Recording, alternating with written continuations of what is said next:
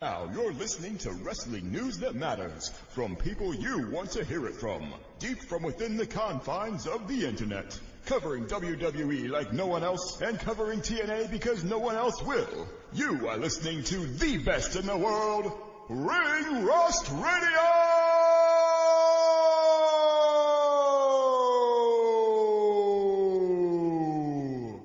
Brad Maddox.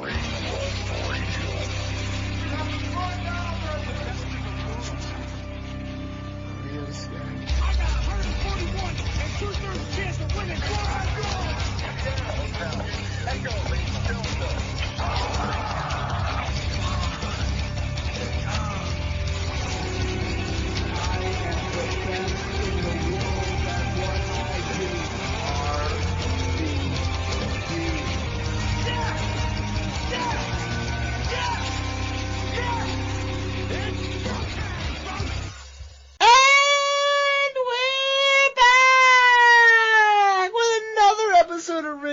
Radio, the best goddamn wrestling radio show on Spreaker, on the internet, in the whole goddamn universe, folks. Woo! I'm your host of the most, Donald Wood, looking fine and feeling fine, oh baby.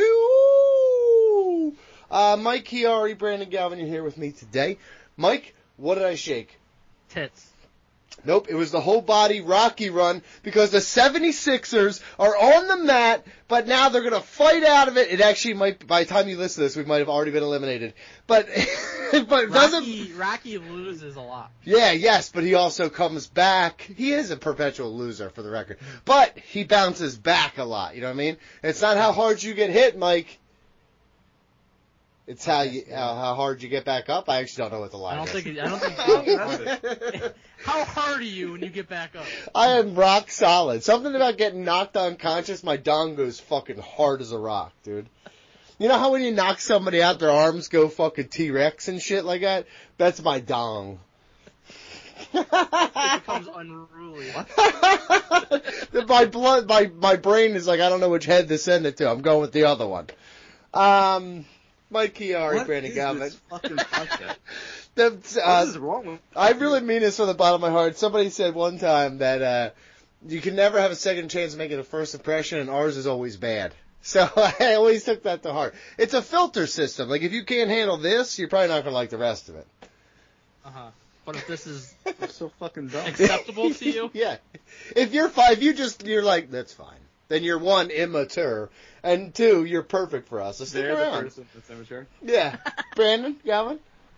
Yeah, we're going to review WWE and AEW. We have Dirty Busters. Specifically AEW. I noticed you fucking glossed over Dynamite, like we're not doing a full review of Dynamite and Dynasty, and the what could have been the greatest angle of modern wrestling history, and the greatest actually the number one thing, and the greatest match in recent wrestling history. So just for the record, literally on the agenda, buddy. You know what died? You know what? You didn't mention the death. What died this week was competition because AEW just locked it up, dude. Dumb draft on one side, quality content top to bottom on this side. Oh shit! Jaguars dumb draft. No, I mean, that is very... Listen, I'm not going to talk about his football acumen, but I tell you what, he wore a neck brace, and I love that shit. I love that shit on national television. They're Dirty Busters. Mike Carver does the lives and I'll skip it. Fantasy emails and more. Skip it. Skip all that shit. You know what? You guys can skip it, too. You're just so fucking annoying. I'm going to break the fourth wall. Mike and I recorded this show out of work because Donnie was late. We had a pleasant time just now for 45 minutes. Donnie comes in. Smears my dick on everything. I've been saying it for years. I wish you would just fucking retire from the show for like the $3 that we get a month and go on to your fucking merry way. He's bragging about shit that wasn't even good, to be honest with you. Tony Khan should not be involved in wrestling angles. That is so stupid. He not only does he deserve it, at this point everybody knows him as such a character because of online stuff and everything that goes on. He needs to be right now for the company. No, he doesn't. Yes, and you know what the problem is? When you got Adam Cole, when you got fucking Kenny Omega, when you got MJF on the sidelines, you need star power, baby. Yeah, and guess what? The other 500 people and they are right now especially. But goddamn, great to have Tony Khan back on TV doing his thing. Oh, Mike Chiari? Yeah. Also, PJ, thank you for the kind words. What kind of words did he say? That's literally the nicest thing he's ever said to me. If you're still here somehow, guys, you can get us anywhere you get your podcast. Interact with us on Twitter at @RingRustRadio. Email us, be part of the show, ringrustradio@yahoo.com. Also buy our merchandise, prowrestlingtees.com/ringrustradio. So many great t-shirt designs, including Cut Your Dick! Didn't see one in Philadelphia. But I will say this, in the old Attention Horror, in the old Attention Horrors graphic I found that I used for the Attention Horrors Chris Benoit episode coming to YouTube, if anybody cares about it, you are in that graphic, Mike, with a Cut Your Dick shirt on. Good. So Good. It does look on the shirt. On the shirt, it's drawn really small, but you can totally tell it's a Cut Your Dick shirt. Proud of that. It's about the size of his actual dick. Thank you. The highest selling Ring Rust Radio shirt of all time with 5 units sold. Yeah, units. Support us at patreon.com/ringrustradio, where you can hear ad-free episodes, sign for fantasy drafts and brackets, make us watch wrestling-related movies and pay-per-views, and so much more. Also, you can check out Ring Rust Radio on YouTube for updated clips and Triple R Gaming. Donnie, BG, and fans of the show have been playing different games like Among Us, Fall Guys, and Dead by Daylight each week, posting early access on patreon.com/ringrustradio well before it hits YouTube. If you're interested in joining the session, email ringrustradio@yahoo.com. Yeah, so 2 parts to that. Just give a quick shout out because I am working BJ, you can admit, I don't do a lot of things, but I am working my ass off on this. I'm actually doing a lot of legwork, a lot of content. We, in terms of content, we're through. In terms of content, we are pretty much scheduled out through the end of September. So we are very much in the. I'm scheduling 1 full year out. Then I don't give a shit. I'm done. I'm gonna mail it in for the rest of the time. I'll alter things as they come, but for the most part, I'm gonna take my fucking hands off the wheel and just let it fucking coast for the rest of the time. So if you want to get in, now's a good time to do it because we're going to start running out of fucking spots because I'm not doing it after 1 full year unless we start making money. So please reach out with ideas and stuff like that. And BJ brought up a great point here. Early access. Patreon.com/ringrustradio. A lot of people who are liking this show like what we're doing over there. It's not translating to numbers. Please fucking watch the shit. Leave it on a loop. When you leave the house, turn it on, say play all, and just go to fucking work. You know what I mean? Just all of you did that, you know what I mean? It's like a little Wikipedia thing. If all you gave us $1 fucking dollar, we'd be just fine. But I need you to step up and like our videos and be part of our videos more. And just support us any way you can. And patreon.com/ringrustradio, we have early access to those videos as well. So you can see them before they make it to YouTube. And then you can watch them again when they hit YouTube, motherfuckers. Come on, we need your help. Thought you loved us. So, yeah, ringrustradio@yahoo.com. Reach out with ideas, so. Probably because you treat everyone like shit. Yeah, maybe. Let's talk WWE. Maybe let's talk WWE and AEW. About treat you both like shit. Yeah, maybe. We're gonna put this all in order. From LW to Dark, we're about to have a discussion about the one true sport. Who's selling the finish? Does this make sense in the art? Tell me who botched, who rocked, who's cashing in on the marks. These takes are uncut, man, they're pure and they're raw. Blow up like dynamite, have you smacked down on the floor. On a collision course with the #1 source. Now let's head back to the ring for the latest report. Ring Rust. Alright guys, time to talk WWE and AEW, but you always put WWE first here, BJ, and guess what? Take that shit, get it out of my fucking face. Yeah, I know, because this one time, because you had no choice. Because what Tony Khan... It's because what Tony Khan did, as I called him a hero with the CM Punk situation. And I was like, what I said to you, Mike, is I looked you in your eyes, and I said, Mike, you're right. If they do not turn this into an angle, and they don't jump on this and make this video that they showed turn into something bigger, a way as a vehicle for Jack Perry to get over, then this is foolish. Well, guess what, Mike? What I got to see is the zenith of what I love about wrestling. The chaos of it. The crazy nature of it. The fucking stables. The swagger. Everything about Okada standing behind the Young Bucks. Next to Jungle Boy. J.B. Perry, baby. Stick it in fucking CM Punk's fucking mouth hole. Hell yes. Forget CM Punk. I got J.B. Perry, baby. Because this is exactly what I want. This is not even what I anticipated, and this is exactly what I wanted. I fucking love Tony Khan with his big dumb smile out there, getting jacked the fuck up. getting sent to the fucking draft room for the Jaguars with a neck brace on him, dude. And let me say something real quick. This is not the NWO. Don't confuse it for the NWO or anything like that. Yeah, this is something. NWO was good. This is something you've said it sucked for years and years and years and years. So shut no, the fuck I up. said at first it was good. This is exactly what AEW needed. An angle, a major fucking angle. Like I said, I rattled off stars that are missing. Kenny Omega, MJF. These guys are not there. Adam Cole, they're gone. They need something huge right now. The momentum, admittedly, was either stagnating or heading down for a little while there. Well, guess what, boys? We're blasting off like a Tesla rocket. That trajectory is damn near 90 degrees. Okay, we're heading right up. This is the shit that I wanted.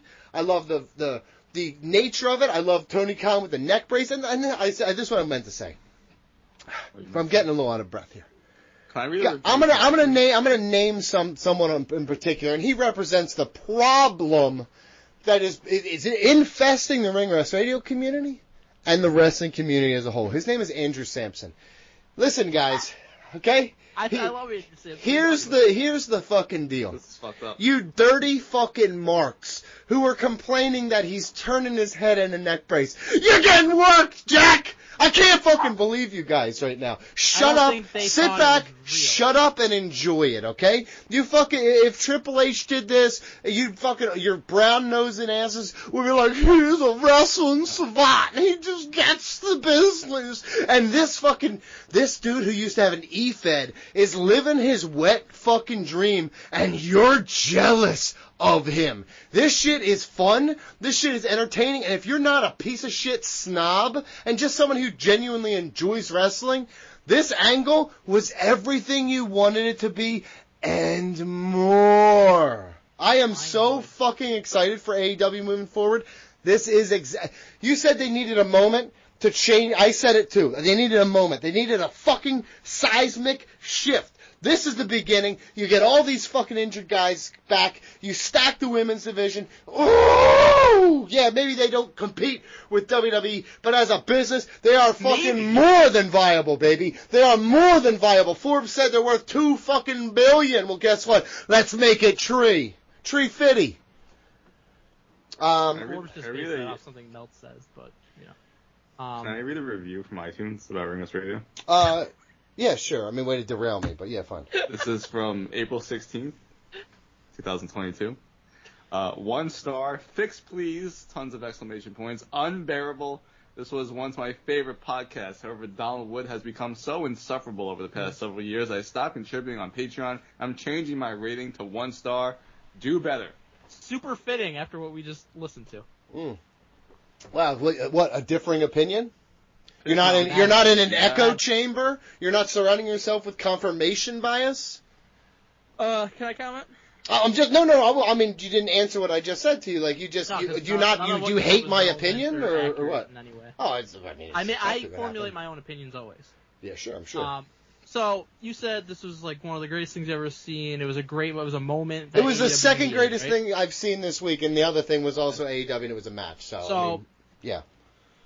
I'll start by saying this. There's Stone Cold stunnering Vince, and then there's Bully Ray landing on his ass through a table and taking Dixie Carter on the ride with him, right? Pause 1 second, Michael. Okay. Honest time. Me and you talking man to man right now. I know. I haven't even said anything. No. But Mike, for the record, because this is you're doing a dickometer right here, and you're saying Bully Ray low point, never been worse than that. That's kind of your barometer, right? Yeah. Okay. Well, what I'm saying to you is, and tell the truth, all your heart. Did I or did I not absolutely adore that angle? Oh, I'm not denying. So that your scale is skewed, but I'm just saying your scale is skewed based on your opinion. No, what you just said, all that can be your opinion. That's fine. I'm just expressing what my opinion is. Okay. Well, you make it seem like fact, which is bullshit. So I laid down what the scale was. Austin stunnering Vince to begin Austin 316, one of the greatest runs of all time. Dixie through the table with Bully Ray. This angle to me was absolutely closer to Dixie and Bully Ray than it was Stone Cold and Vince. This wasn't as bad as the Bully Ray and the Dixie thing. Again, for the record, was not bad. Was not bad. It's going to depend on where this goes. But here's what I'll say. I don't want Tony Khan ever on television in AEW, and I've always been consistent about this because, Vince, horrible person, obviously, but he's one of the greatest villains in pro wrestling history. He had the charisma. He was perfect for the role he was in. Tony is one of the most awkward people, and again, that's fine.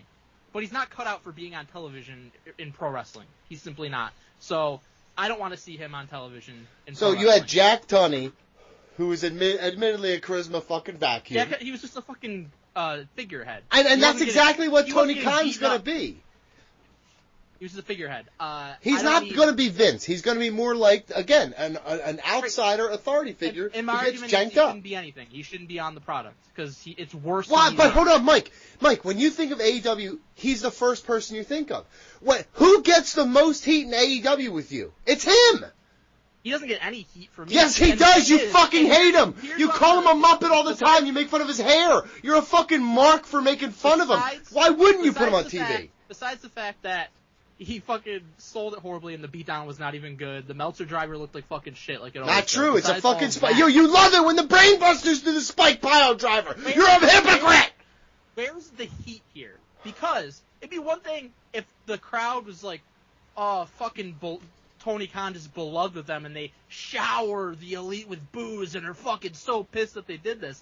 But he's not that. He's not really a sympathetic babyface figure. Like, a lot of people don't want to see Tony Khan on the product, and a lot of people don't really care that he got beat up. It's not like that's not Vince true. Everybody was talking about fucking this. Hated him and the character he portrayed, and popped like fucking crazy when Stone Cold beat him up. Like, Tony doesn't elicit that kind of response. He's like fucking Casper Milquetoast over here. Nobody really cares. You're so full of it. You obsessed with him talking about him all the time. What's the great thing? What's the great thing this is leading to? Like, I'll wait and I'll see how it plays out, what great thing it leads to. Well, you just brought a dude back with more hype than you ever would have. Admit the hype around Jack Perry is infinitely more now than it would have been at any other time bringing him back. After showing the CM Punk, the controversy over the video, they showed the angle with Tony Khan getting attacked. You could have still done all this without the video. Well, but you did the video. Fuck it. It caused a lot of people to be invested in this. I don't think it did. Then you're right. Then I think you're wrong. It's making headline. It's number one on our big board. That means it's big shit, dude. Well, bigger than the fucking dumbass draft I watched.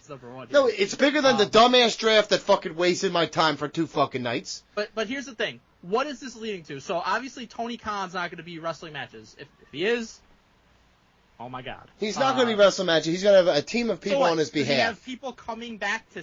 People are going to say FTR is going to save him. Like, yeah, he's going to form a stable, dude. Okay, who the fuck cares about that? Tony Dangerously, dude. Tony Khan as that's pretty good. Tony Dangerously, right there. Show, nobody cares. That's not true. Nobody cares. Yo, you are obsessed. Every time he tweets, you're commenting about it. Every time he scratches his dick, you're like, "Ooh, that's not how you should do it in this business." So you're obsessed with him, dude. So to you, he's the face of AEW. So him getting beat the fuck up is a major deal, dude. He's the person that runs AEW. Vince McMahon was the face of AEW for years and years and years because he made it so. Well, guess what? Inadvertently or not, he made the blueprint. So Tony Khan is going to be judged against the fucking ghost of Vince McMahon. So that's a bad thing for him because Vince was really good at. Guess what? Him getting he was fine at getting the shit counted. It looked great on TV, dude, and I fucking loved every second of it. So I don't understand what your fucking problem is. It's a fun ass angle. I'm not. No one said it's Stone Cold, but it's huge for them. Let me say the positives really quick.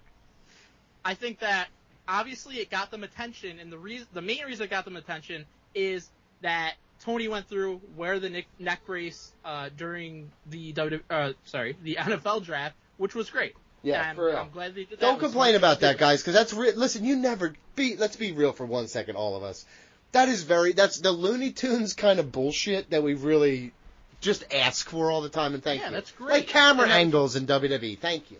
He was smart to do that because they showed him on TV, obviously. Like, he was obviously sitting front and center, knowing he'd be on camera in the Jaguars' war room. And obviously, if people see him, like the Rich Eisen is going to talk about it, it's going to become a topic of conversation. So you get people talking in that sense, and then he gets an NFL Network interview out of it. Yes, let's talk about this. Either way. No, not an ass himself. He compared Vince McMahon to Harvey Weinstein, and guess He what? compared Pepsi to Harvey Weinstein. Well, no, he compared WWE to Harvey Weinstein. Yes, and guess We're the what? Pepsi, Very we're the true. Pepsi of pro wrestling. WWE's the Harvey Weinstein of pro wrestling. And that's just, honestly, what he was doing was making light of sexual assault, but, No, whatever. he wasn't. He was calling Vince McMahon Harvey Weinstein, which is a very fair statement. WWE Harvey Yeah, Well, guess what? He was the Vince face of McMahon it. WWE. And hey, if The Rock and John Cena know, they should be fired. Well, how do we know if The Rock and John Cena know about this? They've been conversing with Vince McMahon since he left. Oh, so you think that... That was a Vince report that I telling watched. I them believe my about all reports. the sexual assault he was doing? Maybe. Okay. Well, so you know nothing. Got it. But either way, I'll just say that it was smart to try to get attention on a larger scale for AEW, because that's really the only way they can get. Yeah, they're never going to compete with WWE, but to get that mainstream attention, I mean, your dad owns the fucking Jaguars. He funds AEW. Use that to your advantage. So Hell that yes. was a very smart thing to do. But other than that, I don't think you're getting a better television product because of it coming out of it. I don't think that whatever you're going to get, whoever is going up against the Elite coming out of this to avenge Tony Khan, that to me I don't think is going to be compelling television. Maybe they prove me wrong, but as of now, it's not promising to me. Okay. All right. No, now you got me reading the reviews here too. BJ, go Let ahead. BG talk about this. Hold on. This says my fave, but would be 5 except commercials being the place of middle sentences. But it says edited, changed to 5 since Mike got verified. So that was 2 years ago. Dude, it's all negative. Would be 5, but the abs. I absolutely love the show. I still gave it 2 stars. Fuck you. Every episode contains about an hour of Patreon plugs, Patreon exclusive content. Fuck you too, dude. Unbearable. This was once my favorite podcast. There you go. You read that. Used to be alright. Enjoy this podcast. Hiring all 3 liberals throw their garbage politics around. Guy. Holy shit, dude. Dude, I'm a well-known anarchist. And if that bothers you, any kind of liberal subject is ever brought up, you actually fight against it. I honestly, yeah, I'm conservative in a lot of my viewpoints. Heck yeah, dude. Listen, don't let me throw my fucking politics into the. We don't want you to. We actually don't do that very often. We actually just want BG to talk about this. I don't even want to hear your wrestling takes. You don't want to hear what would our political I podcast never heard be your doing? voice again in my life. I'd be perfectly fine, to be honest. Dixons, baby, or something like that. All right. Good. I love this so much. I was not watching Dynamite live, but I did text George, who was watching live. I was like, hey, when Jack Perry's on with Tony Khan, text me, because I want to watch it. And he did. And I watched it live, and I immediately told Mike, you have to watch this. It was so much fun, so entertaining, in good and bad ways. Mm-hmm. We all know the bad ways, right? I mean, we don't really need to go over that. You guys just went over it. I think, Donnie, you would agree. It's kind of like car crash TV. It's just, it's bad. For sure. It's bad, but we like it, right? So I understand that. I appreciate it. I'm all about this entire storyline. I think this was a brilliant thing to do. I think it's going to go down as one of the best moments of 2024. I think it's easily probably their best moment of 2024. It was so entertaining, and the possibilities, I think it's the perfect timing, because typically they're starting to build towards blood and guts. And what I do think is going to happen here is you are going to have, not maybe, it's Tony Khan's group in a way, because I don't really think he's going to be on TV, because he originally said he didn't want to be on TV. He has done some spots over the years, but I don't really think he wants to be on like that. And I think I would hope that a lot of people. No. If this was he had to take a beating for this angle to work. Fine. What I'm going to say is I just hope that people, or he recognizes, like, you're not really a character fit for pro wrestling, like Mike was saying. I think most people can agree with that. Yeah. So what I do think you can have, though, and I'm not going to start claiming to know what someone's health status is, like I'm Dave Meltzer, but Kenny Omega currently on the sidelines not wrestling. And he's doing a great thing with his gaming streams, and people are really paying attention to what he's saying.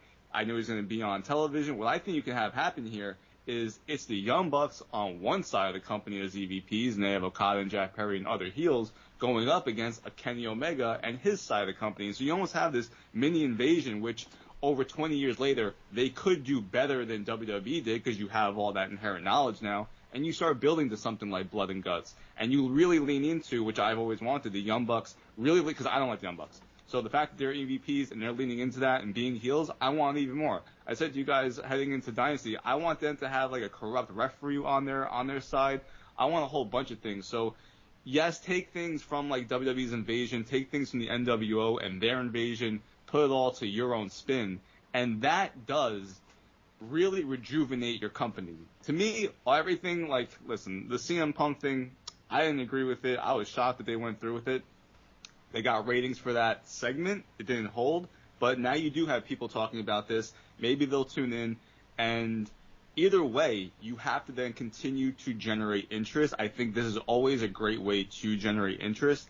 And they have so much inherent knowledge. Mike and I are going to be telling people later about AEW, how they have a lot of creative minds in the company. Lean into that and start building some of those secondary storylines that then bleed into this one, right? Now you can see Kenny Omega trying to recruit people. You can see the Young Bucks and Jack Perry, kind of trying to recruit people. And none of this includes the world title either. No, and then eventually it doesn't. It could. But it doesn't even need to. You have an entirely different thing going on. 100% right. You don't even need to do that right now until maybe it's like, hey, Okada's going to go after Swerve for the championship. Oh, now we have the championship, and Kenny Omega decides to get it back, or vice versa. Because I always really do enjoy when the top storyline is about the championship. The whole thing with Vince and Austin, as much as they hate each other, the core of that was the championship. Stone Cold wants the title because that represents the control of the company. Vince, as owner, did not want him to represent the company as champion. So eventually, I do want this to build into the championship. Okada forgot about the championship on Dynamite. They totally forgot about the championship on Dynamite, and everyone called him out for it. So I definitely think that they will correct that moving forward. But here, I think it is a great building block for the rest of the year, and a company that really needed that. So I am 100% on board with the storyline. I loved it. No, it wasn't flawless. A lot of it was hokey. You can make fun of a lot of it. You can make fun of Tony Khan after the fact. And I don't agree with the way he went about his interviews after the fact, but him being in a neck brace, we love that. We always call for that. I wish it was a fucking full body cast of how much I love that type of shit. 100% agreed on that. They did a lot of good things. They did some bad things, but I think the good overall does outweigh the positive for generating interest in your television product, and hopefully, come Dynamite tomorrow, they can build upon that. Yep, and that's the key with all of this, and all of wrestling too. Great angles, great moments, create memories. But the real memories are made when you build a storyline, like the Bloodline, Cody beating Roman. That was such a big moment because of what they had built for so long. So please, let's follow through. We got good momentum. Let's keep riding, baby. And what could be good here, WWE's having their draft, and over 20 years ago, one of the big storylines was like, hey, Stone Cold is a free agent. Over the years, they've done, hey, this person's a free agent. You have these authority figures jockeying for position to get that free agent. Well, now you're going to have potentially, my storyline prediction is Kenny Omega on one side, and maybe Tony Khan, the Young Bucks over here. And when MJF is ready, he's the big guy that they're jockeying to get position from and to get him on their side. And that builds MJF right back to the top of the company. Yeah, and you also don't forget Adam Cole will be back at some point. So yeah, I'm excited for a lot of things going on. I know that Mike's a hater, and I'm not a hater. It's just my opinion. Yeah, no, and it sucks. Your opinion sucks. And I know that you just blindly like everything they do. That's not true. That's not true. It is true. That's 100% true. No. I liked TNA when it was at its worst. I liked bad ECW at the very, very end. I know. If something's going up against WWE, you'll say everything they do is great. We know that. That's long established. No, but I do tend to enjoy companies that say fuck you to WWE. You're right about that. Let's talk about WWE because I say fuck you to WWE because these draft results were dog doo-doo butter. Mike, can I say something real quick? Oh, yeah, sure. Please, you run. Run, dog, run. This fucking sucked. Okay, good. All right, and the problem with this is, first off, Triple H has done such a great job overall. He's had a lot of misses, but overall he's done a really great job since taking over creative. But this is what happens when you have something in place that then you don't fucking change or call upon people to help you change it for the better. Instead, you take something that already fucking sucked and you continue it in the same exact way, and it was actually even worse. And we love drafts. We said for years how they should do a draft. And this is the problem of Triple H, who's really not a sports guy, doing something that sports do. Because I love drafts. I basically watch a draft for fucking anything. I watch the NHL draft every year, love it, don't even watch NHL barely until the playoffs. So if it's a draft, I'm all about it. This was horrible. Everything that they do about the draft is terrible, and they should be calling upon sports people, especially when you want to go up against the biggest draft in the world, and you look like shit. All right? Most of the things that happened on these shows meant nothing. Nothing changed, and that's the bigger thing. They had like 5 switches on the whole fucking show. It was so dumb. This was pathetic. I'll toss to Michael, who's going to blatantly protect it. No, not at all. And we've talked about, they've been doing this draft like this for a few years now, and we've maintained. It sucks. It does. It's not compelling television. And, you know, I'm not, like, as worked up about it because, I mean, we've said this the same thing over and over for years. Like, yeah, they have the potential to make it great. It could be great. They're just not going to. And so, like, it's not like, in the past, like, when they did the first ever WWE draft, I was fucking hyped. And it was great. This, I don't get excited for this because I know essentially what's going to be, and it's not good. And BG, and we've had this discussion many times on the show in recent years. And I know BG, like, one of your main points was always, and I think this is the only way you can really make it truly great, is to not do it on Raw and SmackDown, to do like a special on Peacock. And absolutely, I agree because if you do that, but I'll say, if you do that, then you don't have like really the time restriction. You don't have to worry about having matches during it. You can make it like an actual draft. You can have the podium, and the person gets drafted, and they come up and they dap up whoever took them, and then you have a panel with like your Mel Kiper, your experts who are. Well, hold on, real quick. Big board, Mike, all of that. Were you watching Raw? Did you watch Raw? Yes. Did you see who is in the Raw war room? JBL. Yeah, but did you see the guy on the opposite side of the table working the Raw computer? Who was it? Our buddy Gideon Vane on TV every damn week, it seems. Was he really? Yeah, I swear to God, he's in the war room. I did not even realize that. And I pitched him a T-shirt idea. Vane goes Raw. Oh my God, he was having, he had input into the selection. Idea. I know. But Mike, I just want to jump in here, Mike, because did you guys watch the NFL draft? Yeah, of course. Almost every second. No, I didn't. I didn't watch my fucking Philadelphia Eagles scrub the floor, honestly, dude. Is that a white cornerback I see? Hell yeah, it is. Even if you didn't want to have a network's a Peacock special, for example, people are going to watch a legitimate draft. We don't need the fucking matches, right? And the thing with this draft and the drafts that they do, and these stupid fucking talent pools that, these people are available on SmackDown. These people, it doesn't even fucking make sense. Yeah, it shit blows my mind. It makes me angry. Then, everything that they do is an insult to our intelligence as viewers. First off, for a month promoting WWE 2K, what they have on the screen during matches, someone's fucking rating. So someone was a 91 and someone was a 77. So you already have ratings out there you put on your fucking show. Don't sit here and fucking start picking people who should not be picked above someone like Drew McIntyre, who's one of the best in your fucking That's company, a good idea, right? too. Well, just you'd be like... McIntyre, though, is they purposely wanted him to slide down a little bit. It's so fucking dumb. I'm not entertaining this. You got Carmelo Hayes, who we love, going above someone like Randy Orton, who's perfectly available. Like, if you want to start doing stuff like that... Well, I also thought that was great. Hold on a minute.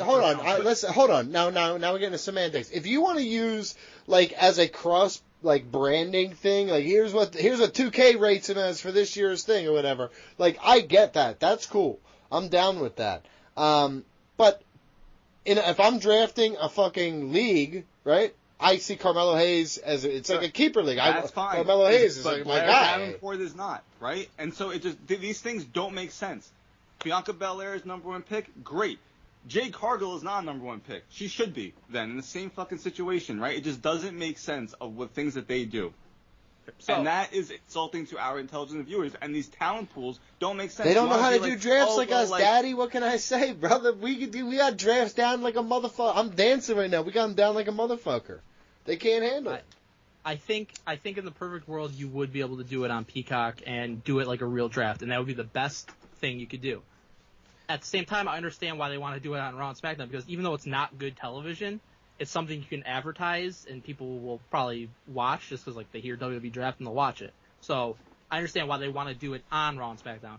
I'll even say I understand the pools of separating the pools. It's not good, but they don't want to do like all the good people get drafted on SmackDown and on Raw, like fucking Tozawa's getting drafted and shit. And, like, but they have a deep ass roster, and or do it like this: do the first round, like a conventional first round for the first hour of SmackDown, and then the second half is like reactions and then maybe a match or two or something like that. Same thing with Raw. Do the same thing with the second round. A lot of talent, and then you could do the supplemental the third day on Peacock. I think what they at least need to do to make it better is, so what they did on SmackDown, Melo's a first round pick, and then Melo comes out and he cuts a promo and he has a confrontation with Cody and they set up a match. You need, every time you do one of those rounds, you need somebody who got picked to come out and do something. Yeah. At the podium. They weren't doing that, and that's part of what made it bad. I think if you did something like what Melo did, and you did that for every round and somebody came out and got over because of it, it's not that bad then. No, I actually do agree with that. You don't have to change much to do that. You can at least give us that, and they didn't even give us that for the most part. So someone's disgruntled about not being picked yet. They come out and say steal his slammy, and then you have an impromptu match. Right. And there's so much more they could have done. Like, I think when somebody got picked from NXT and they go to like the NXT draft party and the person's like looks like they're surprised and they do it, that's cool too. I think that was a good part of it. Yeah. But there's too many where you're just like, oh, let me read 4 picks and that's it. It's like, that sucks because you're not getting anything out of that. You know what I want? I want and the pick is in. I want Triple H to be like, train this person, Kevin Owens, or whatever, right? Some lie. And then it's like, Shield, Kevin Owens, Alberta, Canada, wherever the fuck he's from. And like, you know how every time we watch the draft, they immediately cut to the video for the guy? Like that shit. Like, you just have him standing there and fucking comes out in a suit. Like, I need everybody in suits and some fucking outlandish suits and shit. But there's just ways you can make it. I love the NFL draft. Even if it's not like fully like that, there's just so many ways you can make it better, and they just refuse to. Like, this is the way they're going to do it for whatever reason. I guess it's like a comfort level. This is what they're comfortable doing, but it's not good TV. It's not. No, it's from the bottom of my heart, as someone who fucking adores the NFL draft, the NHL draft. It's my favorite sporting event of the year. I'm not even joking when I say that. No, I'm not going to say that. I'm saying it. Okay, well, you're wrong, dude. I'm not wrong. It's my favorite. I know. Look at me. You're wrong, bud. Like, that's wrong. You get a clue. Tell me when the Sabres are in the Eastern Conference Finals in a Game 7, if you're not saying how that's more of a fucking impactful moment than whatever dumb shit you're talking about. When is that happening? When has that happened? Hopefully in the future for you. It hasn't happened in fucking like 20 years. What almost. I'm saying to you, last time when the Eagles were in the Super Bowl, that's way more important than the fucking draft. When any of those things happen, then that'll be my favorite thing of the year. Until any of those things happen, the draft's my favorite thing of the year. Well, that's sad. That's sad for you, Clown Bozo. Not really. Yeah. So I'm not really going to jump too much up and down about this. I just didn't really like it. You guys jumped up enough for the both of us. I just want to say this. I think it's the most important talking point coming out of this entire thing. A lot of things happened. A lot of names were said. Don't do this. But there's one man who walked that aisle, man, and I fucking missed him. I told myself I wasn't going to cry. But I missed him, and he's hardworking, and I got my arms folded like he does. And I miss Braun Strowman with all my fucking heart, guys, and he's back! And he's back! And he's going to be fucking badass, dude. Triple H is going to know how to use him. Him, dude. like, yelling shit you couldn't even understand. Like, yeah, he's a fucking monster. He was making me, like, almost root for Patrick Mahomes. What happened to that? Was he supposed to be... Did somebody not understand wrestling? Bro, he was a heel.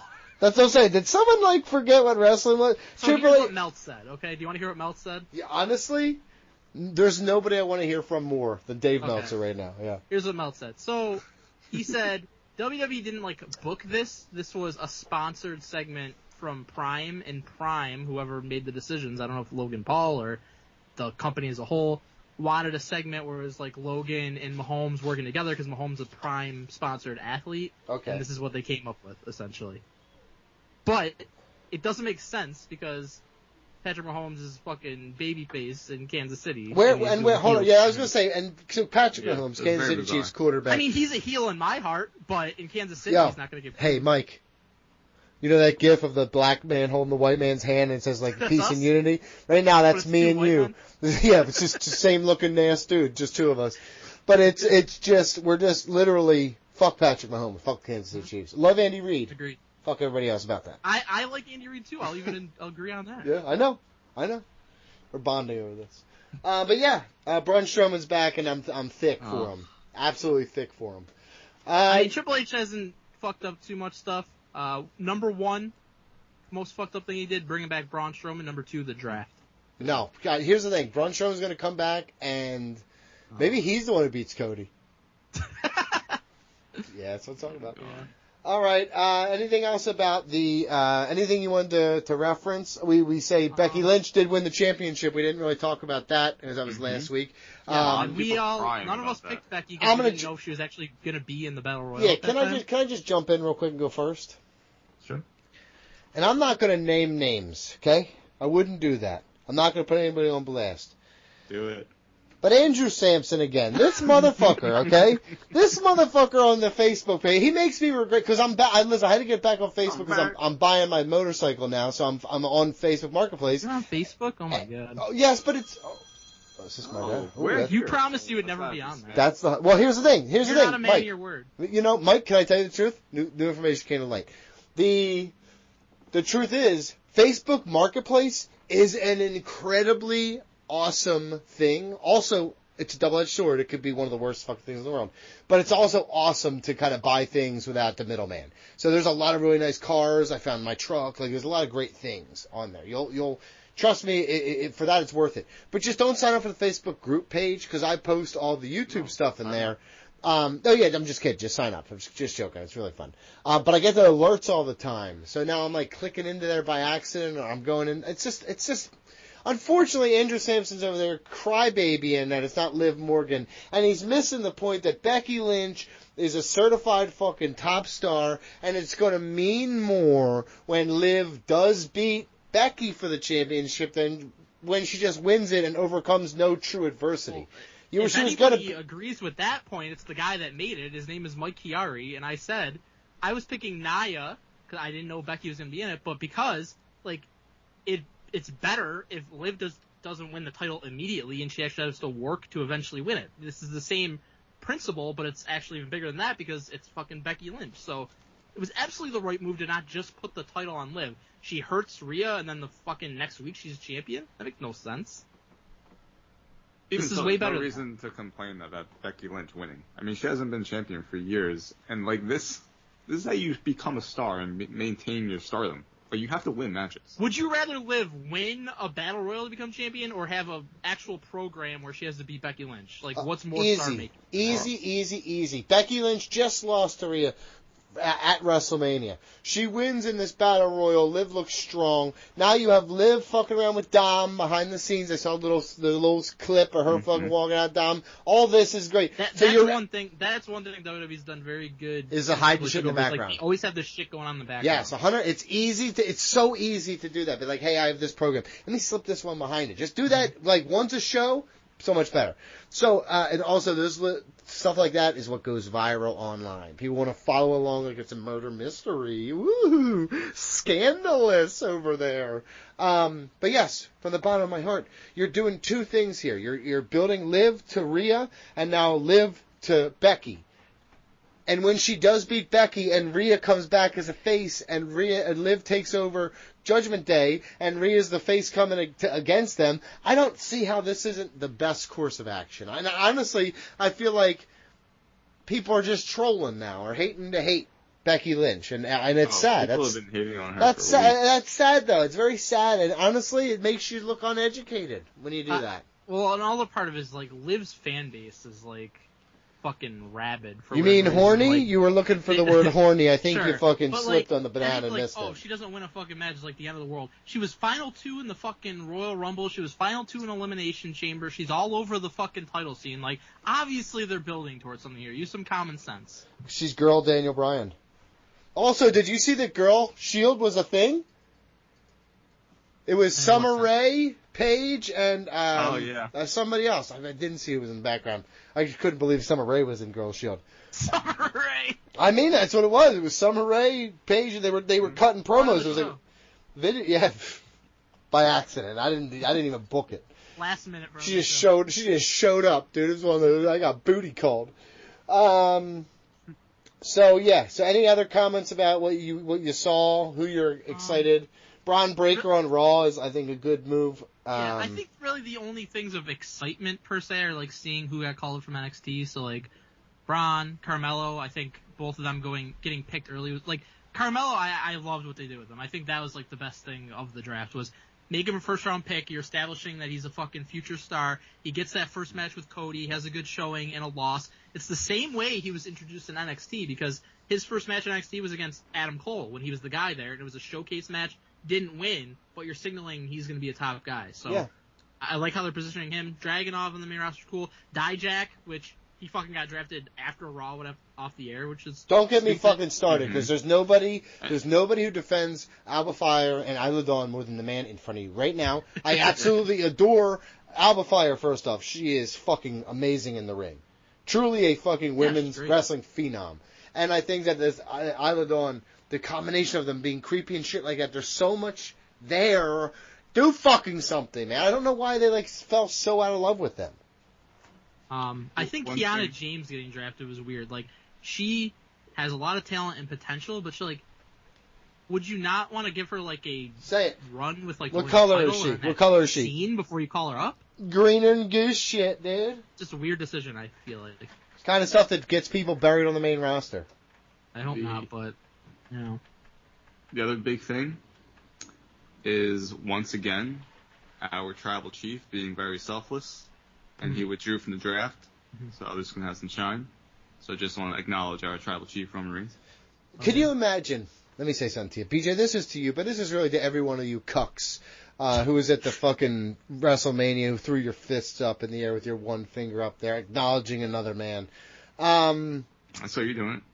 You certainly did not. I heard somebody yell right off the match, "This match sucks," and turned away and walked away out of shame because he felt it for everyone. And then you got bodied by Reggie. So here's the deal. Imagine my grandfather served in the Pacific. My other grandfather served Heartbreak Ridge in Korea. He's crawling across 700 yards to fucking put a marker down to fucking have an airstrike on this fucking... Can you take your politics out of the pocket? On this Vietnam fucking asshole in Korea. I don't know how things work over there, okay? So here's the deal. What would he say if he heard you saying you would acknowledge another man? What would he say about you? What would he think about you? Are you serious? Yeah. People that went to war? He would be like, you're a pussy. They were acknowledging other men? He would say, you're a pussy. Don't care. Okay? Guess what?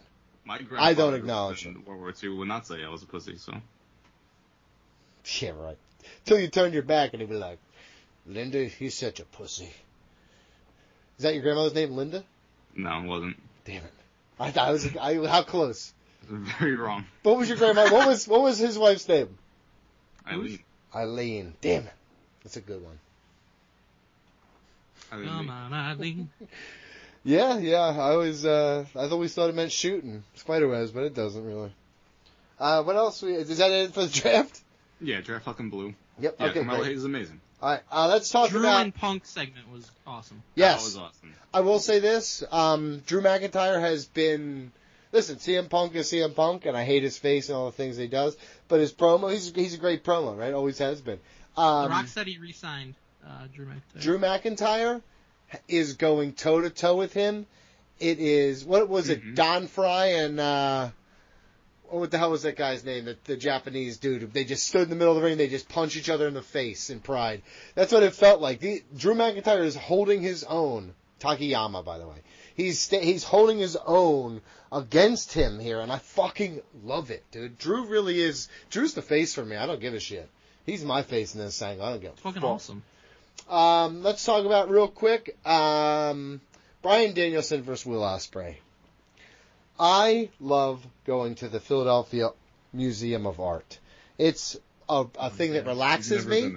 It is a thing where I haven't done as much since I had my child, both of them.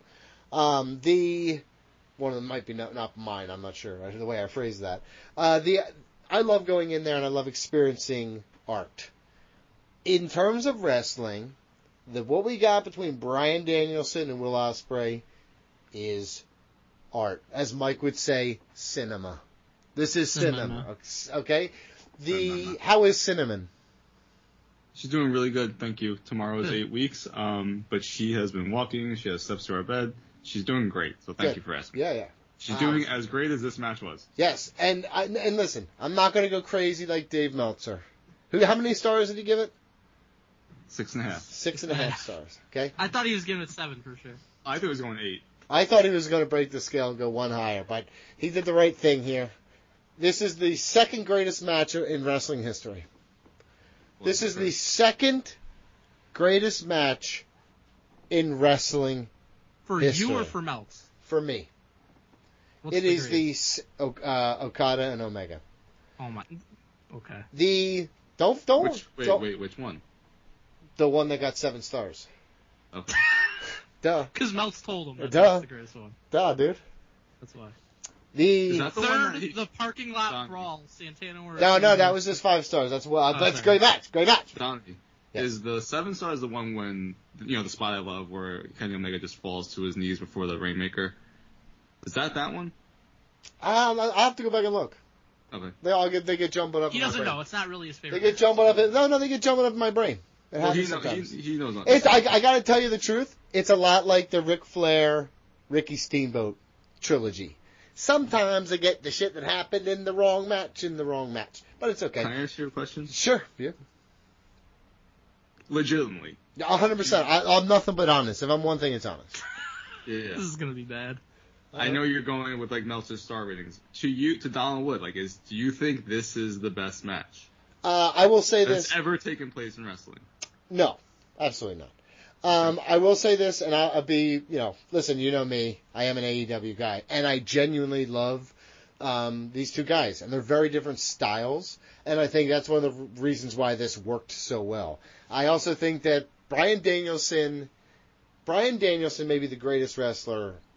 He may be may be my favorite wrestler of all time, and this latest run really is sealing it as he's like the ultimate help a guy out guy. He's out there. He could easily if he had an ego, he could easily just be like, I'm winning every match. I put on 10-star matches every fucking time, be a champion, hold it forever. He could easily do that in this company. But he is so driven to put other people over so big that he puts himself in peril. In this match, just watching this match, he he was working his ass off, and the ultimate goal always felt like Will Ospreay, when this is done, is going to be the biggest fucking star in this goddamn company. He just gives his all for that. He cares more about that than the actual accolades, which is honestly on his fucking head, basically. But from the bottom of my heart, that is so selfless, and that is such the blue collar work ethic. As a Philly guy, I fucking love those players who just dig in and fucking put their head down, run through a fucking wall, and they say, "Yep, that's my job," and then walk the fuck off like no big deal. So that's why I love Bryan Danielson. And I say that to say, Will Ospreay and him put on a fucking spectacle. It gave a mix of the people who love the Will Ospreay crazy style. It also showed that Will Ospreay could work a methodical, story-laden match as well. Because this, Mike, you always say you need a story in a match. Man, this match told a fucking story. Man, it had you on the edge of your fucking seat for most of it. I genuinely, BJ, and I'll say this, match of the year for certain, one of my favorite matches of all time. Now, recency bias usually doesn't allow me to put this in a spot yet, and it won't. This is my favorite match. I could do it for the year. This is my favorite match of the year. But I'm going to watch this 5 or 6 fucking times over the next couple weeks and months. And then I'm going to watch it for, next year and shit like that. Where it lands is always in the spectrum of Ricky Steamboat, Macho Man, Ric Flair, and Steamboat, and you have the stuff with Omega, and you have even that Triple H Daniel Bryan match is one of my favorite matches of all time. Honestly, there's a couple other weird ones in there too. Like Daniel Bryan and Brock Lesnar, one of my favorite matches of all time. Yeah, that was awesome. So from the bottom of my heart, I don't give a single fuck about Dave Meltzer and his dumbass star ratings. I don't. He's gonna do his spiel, but in this one moment, this was above and beyond even some of those best matches. Mike, I'm gonna say this to you from the bottom of my heart. This match was far superior to either fucking Undertaker or Shawn Michaels match.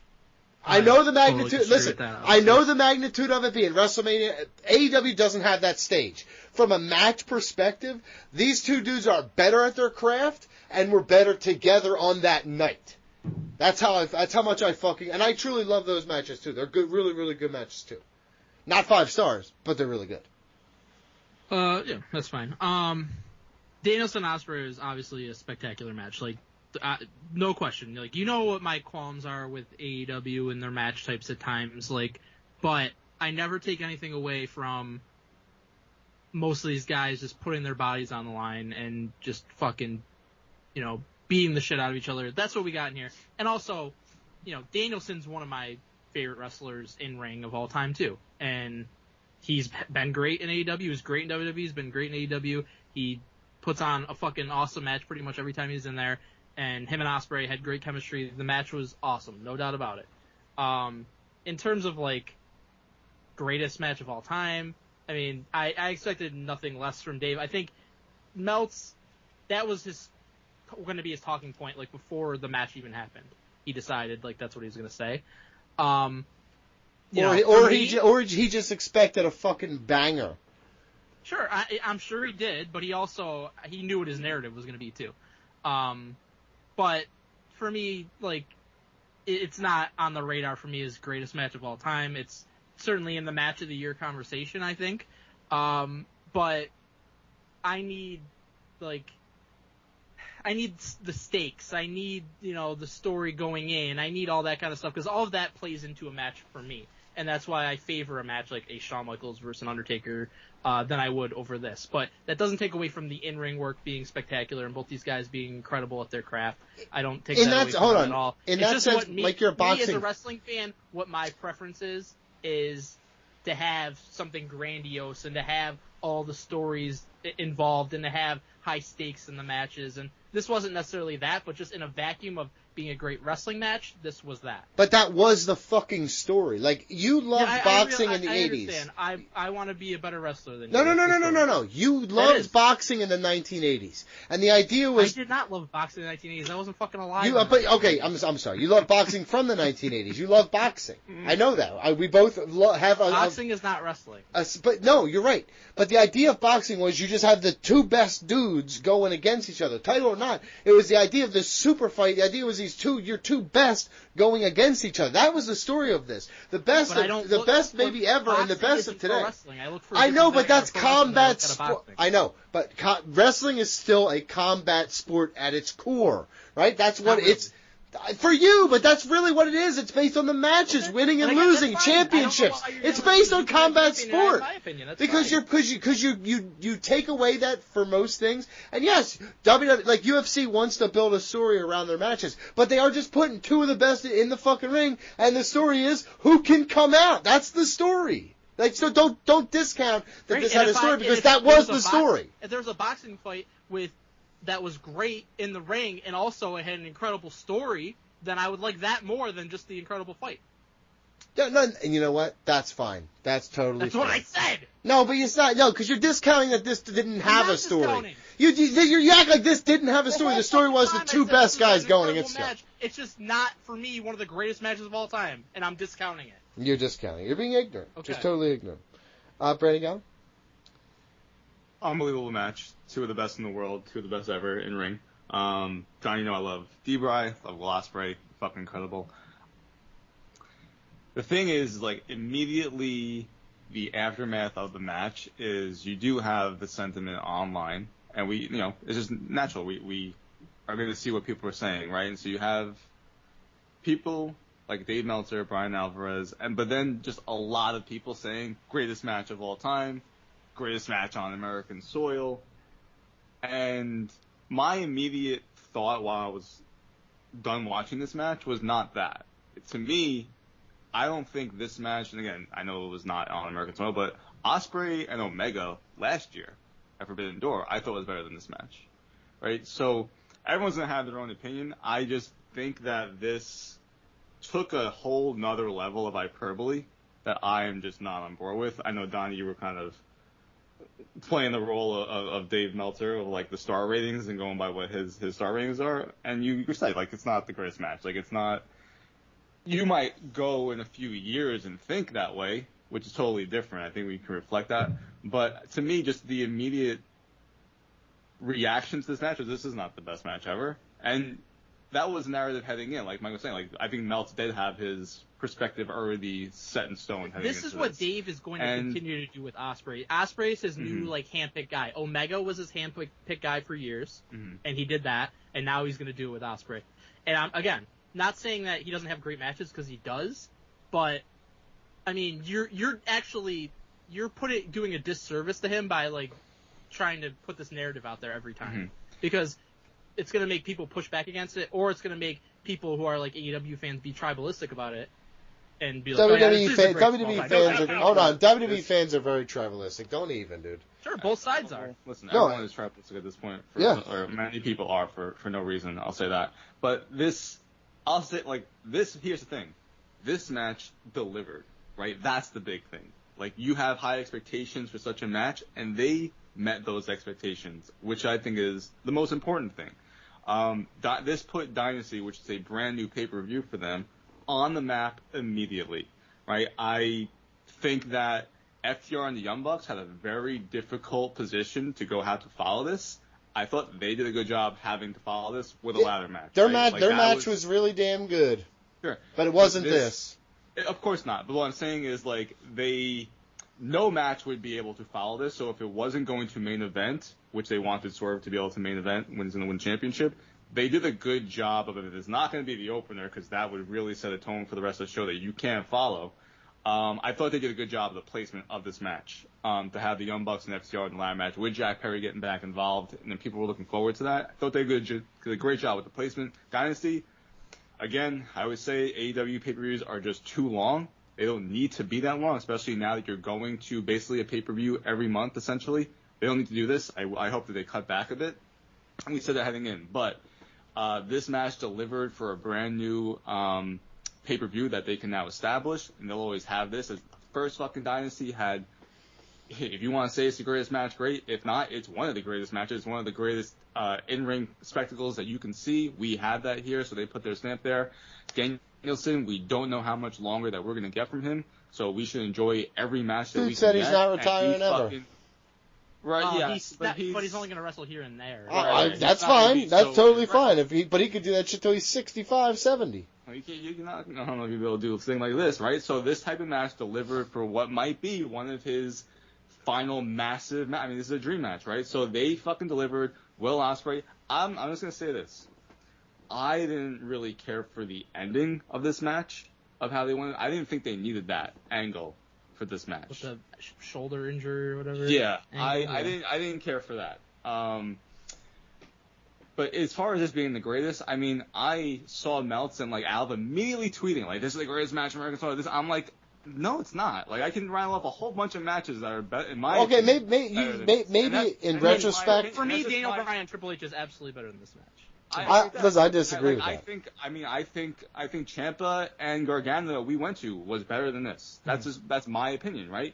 I have a somewhat controversial take? I think Brett and Owen was better than this. I think there's a lot of matches better than this. That was in Canada. Somewhat controversial take. No, I don't think this match was significantly better than Okada and Pac to open the show. I thought that match was fucking great. That match was awesome. That match was really good. Better, but I don't think it was like fucking head and shoulders better. I agree with that, to be honest. But I mean, that's it's Okada and Pac. I was gonna say that's not indicative of this match. I think it's indicative of the fact that this card was fucking stacked with incredible matches. Well, here's what I'll say. I think Okada and Pac was a fantastic. That was a fucking great match, dude. And the closing 3-match stretch was great. And then I didn't really need too much that was in between that. Mm-hmm. Listen, it could have. There I do could have been hope less. that You're right. AEW goes more towards the NXT, just the Triple H style of booking. Yeah, of like a gives you 6-match 5 card or would be 6 match suffice. card. Everyone gets like their 30 to 40 minutes all together with like the video package, the entrances, post match, and that to me, I just prefer that style of a pay per view. Like I agree. And if you're doing a pay per view every month, which they're basically doing now, then it's not a big deal if somebody's not on the card. Yeah. Yes, plan it out. But this match, fucking awesome. It's, kudos to AEW. They have a match coming out of a show, and kudos to, obviously, Danielson and Ospreay, where it's like, people are saying you had the fucking best match of all time. Amazing. And also, you set up for a possible rematch, too. Oh, of course. So. And also, you're right, Okada and fucking Pac. We didn't, listen, I mean this with the bottom of my heart. You didn't like a lot of stuff in the middle. I like a lot of stuff that they did in the middle. It was long. I'm with you. I'm with you in terms of shortening the pay-per-views. I really am. I'm fucking positive I am. But the truth is, I think that this was one of their best pay-per-views ever in terms of quality from top to bottom. I had so much fun watching this shit. This was, to me, at a time where everyone said they are down and people are making it seem like they're out or whatever, this was a great answer to the bell. In terms of we're going to put our new stars in place. We're going to highlight what we do best, which is wrestling. And we're gonna shine a brighter light on the ladies. Well, so BG and because I Tony Storm and Thunder Rosa, banger. That was a damn good match. BG and I are going to talk about it later, but I mean, you can have all these great matches, but the thing that's going to get more people watching is if you have actual great storylines, which is why it's going to be so key what they do coming out of the Tony Khan attack angle. Like that's the thing that's going to make people want to tune in. Hearing that like Danielson and Ospreay had a great match, and that's not going to get more people to watch the weekly show. I mean, having a great stories that people are invested in, that's going to get people to watch. I think they're continuing to target the people who are, what do they call them, the lapsed wrestling fans. Right. I mean, and it's PJ, you deliver to your fans that you have with these great matches, but to get the lapsed wrestling fans, like you say, that's where the story has to be on point. PJ. So here's my thing with this, right? We collectively, every single person that watched this match, fucking awesome, right? Some people saying greatest ever. No matter what, it's a match of your contender, one of the best. 2 of the best ever going at it, and Ospreay wins. And the follow-up on Dynamite does not reflect that. And that's the problem with AEW in a nutshell. And the follow-up to Swerve winning the world title, becoming the first black world champion in AEW history, is having a match against Kyle Fletcher for no reason. Apparently the guy hasn't won a match since like fucking October on TV, and that's what your follow-up is for Swerve. Like, that's unacceptable. It's unacceptable. Definitely not good. That's like if Cody won the title, and then the next night on Raw he comes out, has a fucking match against Otis or some shit for no reason, and doesn't say a word. Not great. Well, Camille reportedly joins AEW, so again, building... Ran from the grind, whatever. Dude, I love Camille, so, I mean, this is awesome for AEW, awesome. And I wrote here newest game changer better than Mercedes, but to be honest, I think she actually could have a more significant impact down the road than Mercedes has.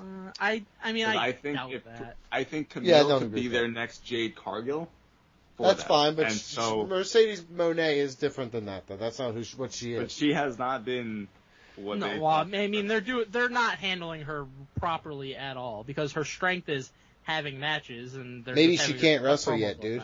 I think Camille can. Yeah, that's fine, but they could have maybe. It reminds me of when WCW, like, Brett couldn't wrestle for them yet, and they brought him in to be like the ref for Hogan and Sting. And it kind of, like, ruined his fucking momentum, like, right out of the gates. That's what it feels like they're kind of doing with Mercedes right now. I don't believe it ruined his momentum there at all. He went on to have a really solid run for a little while there. He did. I don't even know why you're yelling. He did. Okay. Okay, so let's talk about Backlash. By the way, real quick, moment, match, overall grade for Dynasty. Mike, just double time. Match was Ospreay and Danielson. Moment was Swerve winning the title. I'd probably give the show like an 8.5. That's a good one for you. Look at you. Yeah, that's like a 9.5 in reality. But their high points were high. PJ? I agree with that. Moment was Jack Perry. Match was the 7.5 star match. I gave it 7.5 stars. And the overall grade, I give it a 9.975 out of 10. Wow. Pretty low for you. Yeah, that's low. Nearly perfect. But the middle one, it is getting a little long. I know I don't complain about length, so I'm not going to say anything, but take a fucking hint. Backlash. D'Lo Brown heads out. Let's double time through this. This is in France. In France at 1 p.m. on Saturday. Okay, so here's the deal. France is weak. They are cowards. Although my grandfather served in France, and he said that some of those guys are pretty tough. The French did help us pretty significantly to win the Revolutionary War. So well, but that's only because French people were. But tough. that's only because they hated the English. I mean, they were motivated. I mean, you're true, and the Germans were jumping in there too. They just had murderers, the Hessians. Yeah. Yep. That's the Headless Horseman was a Hessian. Hey, I'm Trivial Pursuit. Let's do Backlash predictions. D'Lo Brown heads loose in your neck. Oh, you hear that one? That was a crack. Oh, I did my jiggle too. You know what I like to do? I like to start with my shoulders, push my tits out, and then push my dong out. And by that, I'm like a human wave that just makes it to my feet. You know what I mean? It's great. Stand up and do it, Mike. I'm good. You've been sitting this whole time. I can't sit down anymore while I'm doing this show. I'm standing up. Cody Rhodes, AJ Styles, undisputed WWE Championship. AJ Jobs. Mike? Yeah, agreed. This is very much a fucking just kind of holding pattern kind of feud for Cody. The match will be great, I'm sure. There's not really any heat behind it yet, but they're going to have the contract signing this week, so they better make that segment really good to make people care about this match. Nothing says Yo, if Cody doesn't change all his red, white, and blue gear to be the French red, white, and blue, he's really missing the opportunity. He's going to take the stars off. French yeah, the French. Oui, ha. He's just Pepe Le Pew. Him coming down as Pepe Le Pew with fucking Brandy, and guess what? You got me being a fan. Right here. Mike, BJ, I'm sorry. Wait, so Brandy's the cat that refuses Pepe's advances? Yes. Okay. Yep. I think love Mike is in great. the air. I think Mike is out of his mind thinking that AJ's not going to win. And obviously, fucking Cody Rhodes is going to win. I mean, I would love for them to do something where it's just like, even if it's like a fuck finish or like a non-finish where AJ still has some heat, we can kind of continue this because it has been nothing for the most part, right? I almost really prefer our idea of the triple threat with Cody, AJ, and LA Knight. Yeah, I said that then because I knew this would be just know what's happening. Like here's what I didn't want. Here's what I do but... not want. Here's what made Roman Reigns' reign good. I didn't get any throwaway matches.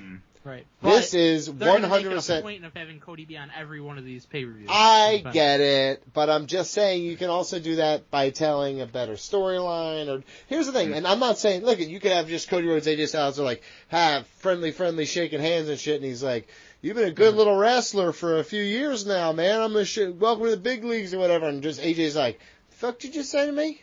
And then all of a sudden, he just comes into this match and he just chairs up Cody Rhodes. And he said, "I don't give a shit, motherfucker. I'm going to get a rematch against you. I'll beat your fucking ass. I'm going to do it again." And just because the French don't deserve anything else. Yeah.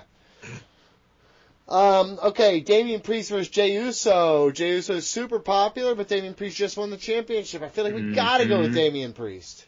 Right. This is the most like house show pay-per-view in a while. Because it's in another country, and the people in another country do not deserve it. USA. I will say the French are going to be fucking hyped for this pay-per-view, even though it's like nothing. Yeah, because they never get anything nice because they didn't deserve it. They lost chances. Oh, the matches are going to be really good, but like I admit 100%, like I'm not like excited for this pay-per-view. Like no, this is just definitely this is their fucking. This is the Australia pay-per-view before they heat back up for the summer. Yeah, this is the Australia pay-per-view, but probably worse. See, that was like the interesting thing about the old Backlash pay-per-views, where a lot of it was rematches from WrestleMania that you can get over because it still had the heat coming out of it, and you're trying to get people into new positions on the card, but you still have like Austin and The Rock in 1999. That was that first Backlash pay-per-view of a rematch, and like you're building out the rest of the card from the aftermath of WrestleMania in other ways and starting new things. But here, like everything is new, so you don't have heat for anything. Yeah, and you look at, I mean, Roman's taking time off. The Rock's out. Seth got surgery. Drew's apparently hurt.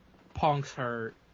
I think. Can I tell you the Rhea's truth? hurt. I got. Yeah, well, hold on. Honestly, Let me. like it's all about the storylines though, and they don't really like. No.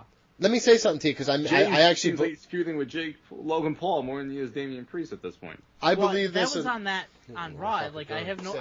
Why was Jay part of that? Right. That was weird. Fuck you guys. Let's go to Bayley. The only thing that's really compelling to me is the new bloodline. Yes, absolutely. Bayley, Naomi, Tiffany Stratton, triple threat match, WWE Championship. Bayley just wins. Yeah, she pins Naomi, I think. I agree. Mm-hmm. And then you do. Well, maybe Bayley and Tiffany coming out of this, but Nia got drafted into SmackDown and she inserted herself into the situation, so it could be Bayley and Nia coming out of it. I also think, we just mention what we were just talking about real quick. I also think Becky was probably taking time off too, because that was kind of the rumor that her and Seth were going to take time off. You started? And because I was doing an article about contracts, and it read that both of them had signed contracts at the same time last time, and they were up in April. So if they were going to take time off, they could take time off for themselves for a little while there. But I think Rhea gets injured. They're like, listen, we need you to do this, please, please, please. And she's like, all right, fuck it, I'll do this, and then I'll take some time off. Not a big deal. So not even on the show. I'm just saying. Didn't Bayley and Nia have a good feud in NXT? They did. Okay. They had. I remember them having a good championship match. Yeah, that's what I thought. All right. I love Nia. She's the best. She's awesome. She's not the best. She is. She's not the best. She's good though, but she's having a very good run. Yeah. I told you. It was right all along. Asuka and Kairi Sane versus Bianca Belair and Jade Cargill, new champions. Boom. I am looking forward to this match, and I agree. I think Bianca and Jade absolutely. Yeah, unless Jade turns on Bianca, then yeah. Not yet. You got to build to that. I wouldn't do that yet because I think you want to save that match for down the road, either SummerSlam or next year's WrestleMania. I think you got to have some type of title change on this pay-per-view in France. So I agree with them winning.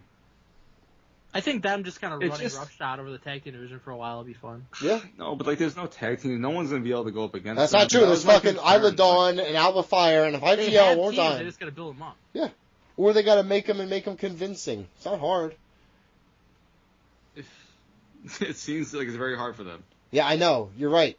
I don't know what to say. Bianca Belair fucking does all the heavy lifting with Asuka and Kairi Sane. Jade Cargill, green and goose shit comes in there, collects a pin. Boom, we're done. I'm assuming that Io and Dakota Kai are going to be at ringside and just constantly trying to interfere in this and that, get some type of heat, because otherwise this should be a 2-minute squash match, if that. It's not true. Kairi Sane and Asuka are fucking crafty veterans. Randy Orton and Kevin Owens, who are now teaming up, which them teasing, turning on each other constantly is fun.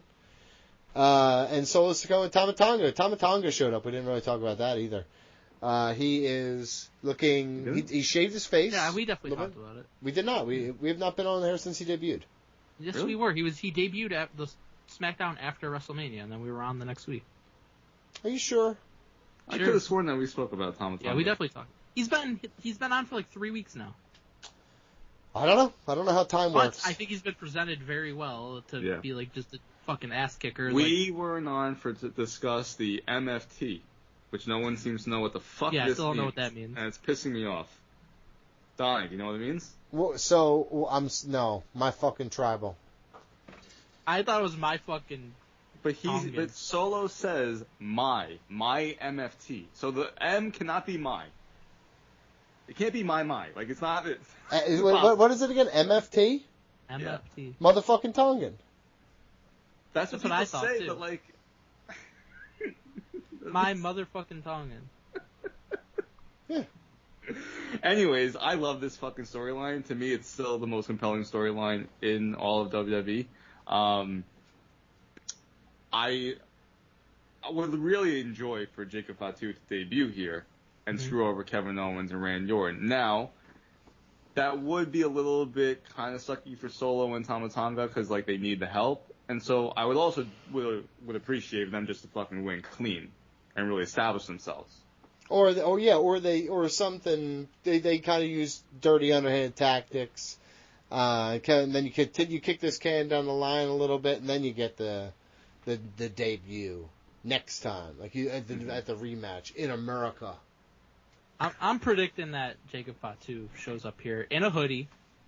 Because this is what happened. Solo Sikoa showed up in a hoodie. Mm-hmm. He thumbed up fucking Drew McIntyre in Europe, and now Jacob Fatu's going to show up in a hoodie in Europe and help Solo and Tama Tonga win. Yeah. But this is the match I'm probably most looking forward to. And again, like, the Bloodline continues to be the best thing going for me because you don't really know, like, what's going on. Like, what's The Rock's involvement? What's Roman's involvement? It seems like Solo's trying to take over as the tribal chief. But is he doing it at the behest of The Rock? Like, a lot of questions to be answered. Yeah. And he's, like, molding this new Bloodline, which is very cool. It's very fun. It's very cool that they can keep Reigns and The Rock, like, involved to a point when they're not even there.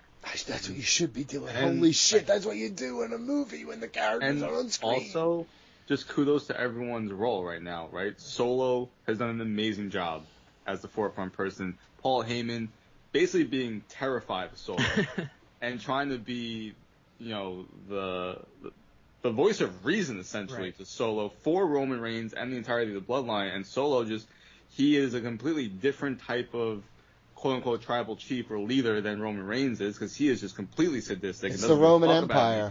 You're literally watching the Roman Empire. Tama Tonga is just a madman going fucking ballistic on everyone. So it's just so compelling still, and I really am grateful that that's happening, because otherwise in WWE there are not very many storylines, and nothing is comparing to this. Mike, so who is the guy that report said they signed? Jacob Fatu? Can I be just a tiny bit... Nope. Don't racist. Can I be a tiny bit racist for a second? That's not the guy. That's not the guy we saw at ECW, right? At ECW? No, that's some guy I never fucking heard of before. With Samu? Jacob Fatu. Oh no, that's Lance Anoa'i. Okay, I know what you're talking about.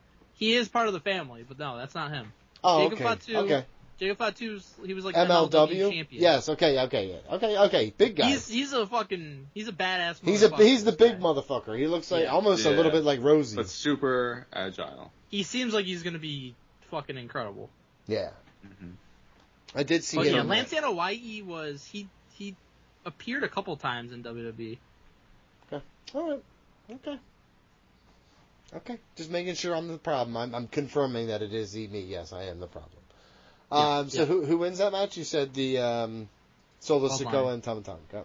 I mean, that would be a bad look if they fucking lost their first match. Yeah, I can't imagine. 100%. Especially after Solo's like. And that's the thing, like this whole pay-per-view. This pay-per-view is. It's going chalk. Yourself out the Bloodline. It's going chalk, dude. It's what it is. This is a very predictable house show pay-per-view. This is how I pick brackets in the spring. Go chalk, and then I realize I don't know shit about this fucking sport.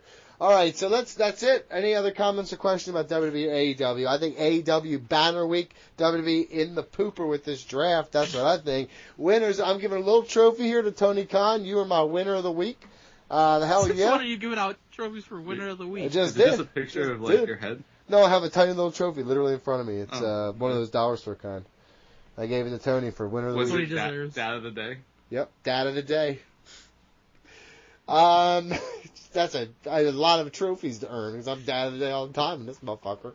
Patreon shout-outs, guys. Let's talk about our friends. Without these people going over to patreon.com/ringrusradio and becoming an executive producer, we couldn't do what we do today. So please thank these people, and also please be part of this elite group of handsome or beautiful people. Okay? All we do is talk about Patreon. Oh my God! 1 star. 1 star. Guess what, dummies? The only way we can continue this show is by making a little bit of money. I'm sorry that inconveniences you. This show is free. Skip it! No, don't skip it, please. No, skip through the yeah. I agree with that. Yeah, just go to Dirty Busters. It's fine. We're fine. It's called a little thing. You press it and it goes 10 or 15 seconds ahead. Yep. I think it's great. George Cruz, our buddy George Cruz, fucking made WrestleMania possible. It's a big hat tip over there. Love George. He's mean to us, but I love him anyways. Wish you would answer text messages. Not mean to me. Vince Emerson, great man, strong man, handsome man. Alex Pandolfi, flaky AF. That's what I'm learning, dude.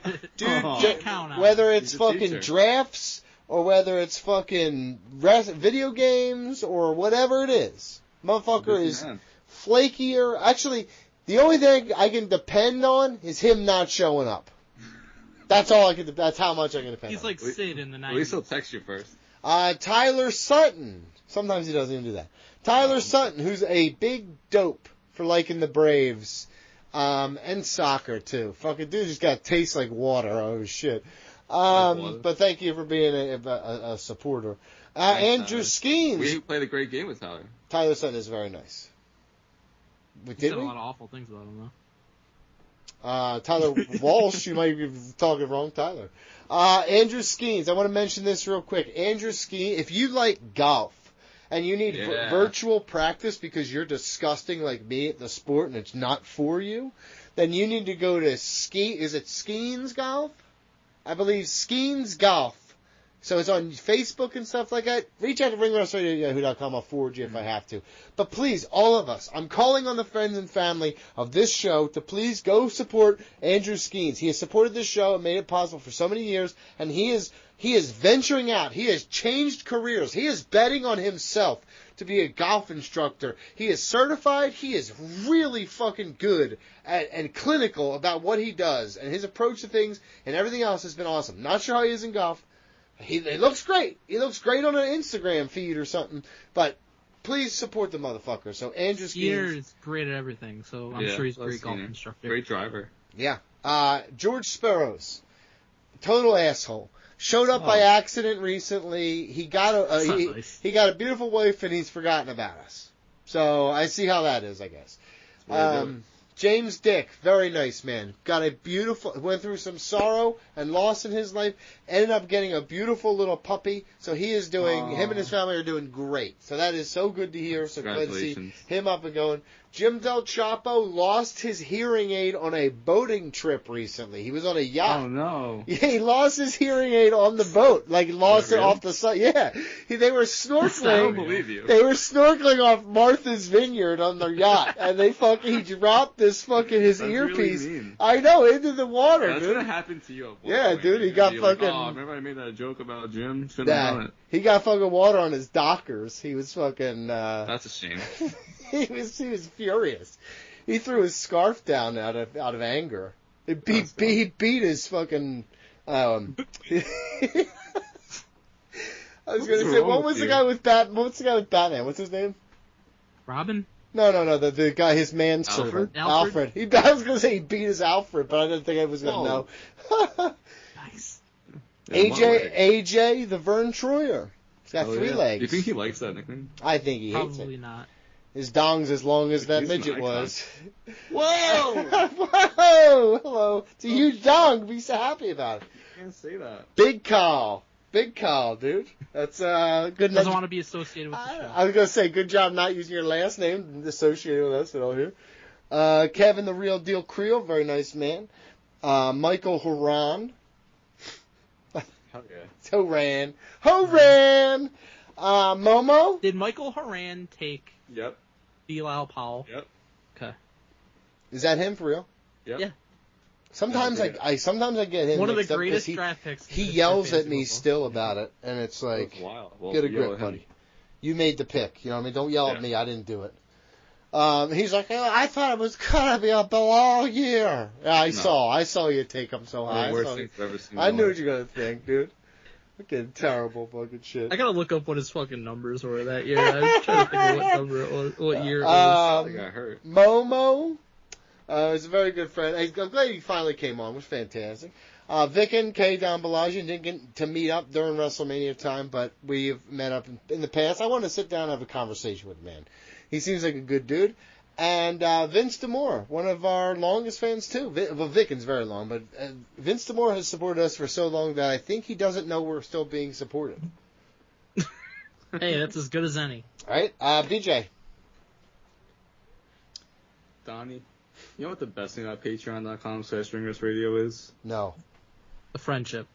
It is a friendship. It's also the ad-free fucking version. Oh, yeah. Because if you hate ads just being spliced in by Donald Wood into all of our sentences because it's unbearable and you get this a 1-star, well, go to patreon.com/ringrusradio. Get ad-free. You can also get early access to retros and match commentaries and our Build a Zoo draft that we recorded today.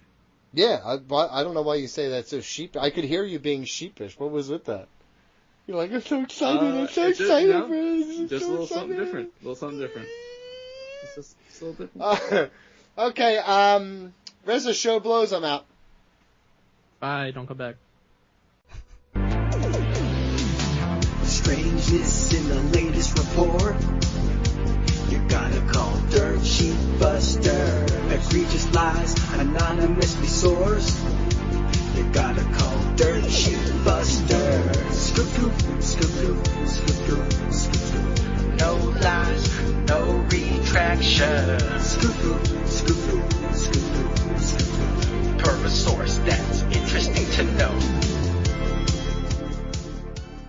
Alright, guys, it is time for my favorite segment of the week, Dirt Sheet Busters.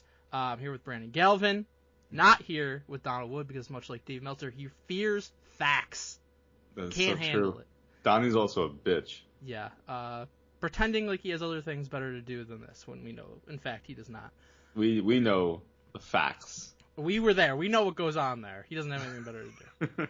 But He you may know have what? fallen over. Yeah, he probably fell down the stairs. That's why he couldn't make it.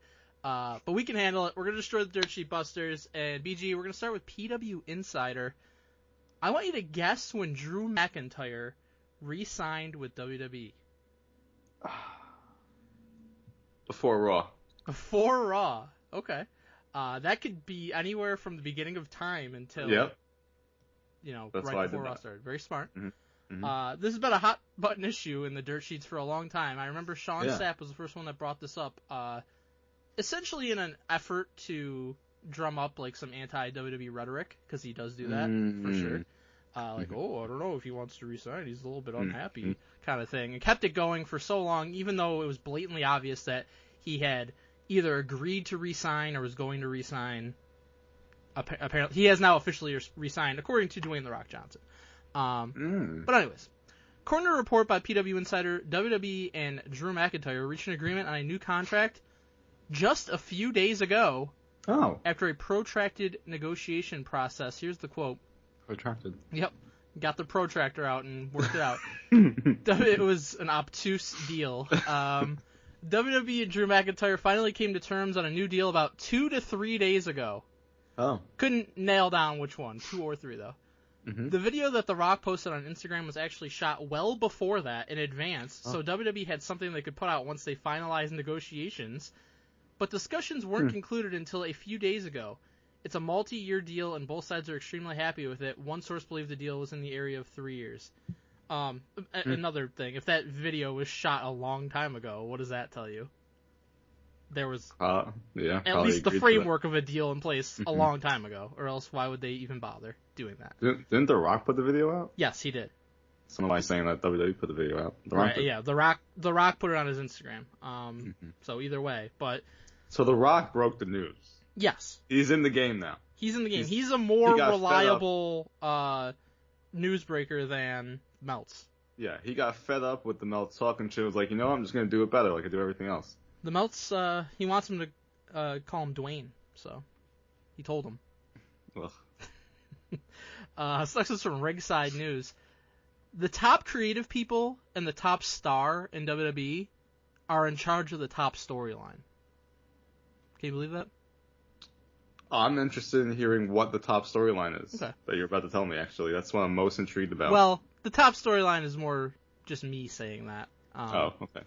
When Ringside News reached out to a senior member of the WWE creative team for insights into the planning and coordination of the Bloodline storyline, the response underscored the meticulous planning undertaken by a select group of individuals. Select group of individuals. It sounds like fucking covert operations or something. Undertaken. Here's the quote. All things Bloodline have already been decided by Levesque, Roman, and Heyman.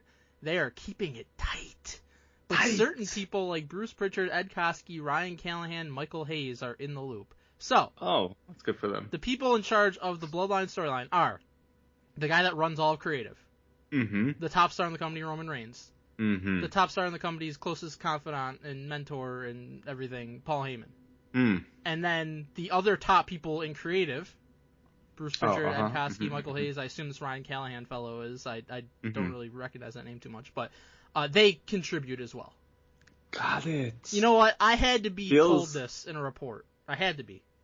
Feels like Roman and Paul have been saying this. Both Pauls have been saying this. Yeah, multiple times in for interviews. 3.5, 4 years. And yet, I feel like every few months this report surfaces. It's a good one, man. You gotta give people a little something like, yeah, hey, he's right. I disagree that it's a good one because it's just obvious. If fucking Jamie Noble was the driving creative force behind this storyline, then that's something I would want to know. That is good to know. So, but whatever. This is from Wrestling Observer Radio. AEW, which signs anyone with a pulse, is interested in signing people. Again, it's a good bunt, Mike. You gotta understand. You gotta play the odds. The likelihood is they're gonna sign many people in the coming weeks and months. While speaking on Tony wrestling, Khan says this, by the way, so I'm glad that this is being reported. he does. Honestly, that's the main thing he talks about, not like how what he can do with the people already on the roster. Like a lot of exciting free agents that we're very interested in potentially looking at. Oh yeah. While speaking on, he operates AEW like the Jaguars are operated essentially. While speaking on Wrestling Observer Radio, Dave Meltzer commented on AEW's stance, indicating that they are actively monitoring contracts that are coming to an end. Here's a quote. I know that AEW is looking at people whose contracts are up. Whether they get anyone, I don't know, but they're definitely looking. I don't know. Even if AEW... That was the whole report? Yeah. Tony Khan literally says this in like every third interview. Right. And even if AEW was like selective in who it signs, it's not.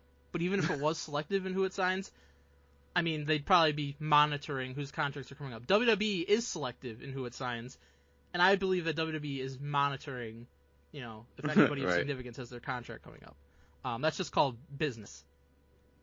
But that's talent scouting. Yeah, so not sure why that needed to be a report, but there you go. This next one's from PW Insider. BG, how great was Jacob Fatu on SmackDown? I missed him. I wish he was there because it would have been something exciting on that fucking show. He wasn't there. He wasn't even close to there. No. Maybe he was there. He sure wasn't on TV. According to insights from PW Insider, expectations within the company are high for Fatu's debut, with speculation rife that he could make his first appearance as early as this Friday's SmackDown. That was a great sentence. Speculation is rife. Yeah. That report was rife with inaccuracies because he wasn't there. Like you said, when though, do you think I wish he would have been there. Backlash? That's kind of what I'm thinking. Probably going to screw over Randy and KO. Got to show up in a hoodie.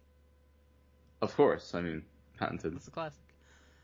BG, you ready for the honorary Dirt Sheet Buster of the Week? Oh, yeah. I can't wait for this one. I really like this one. It's Dominic Mysterio.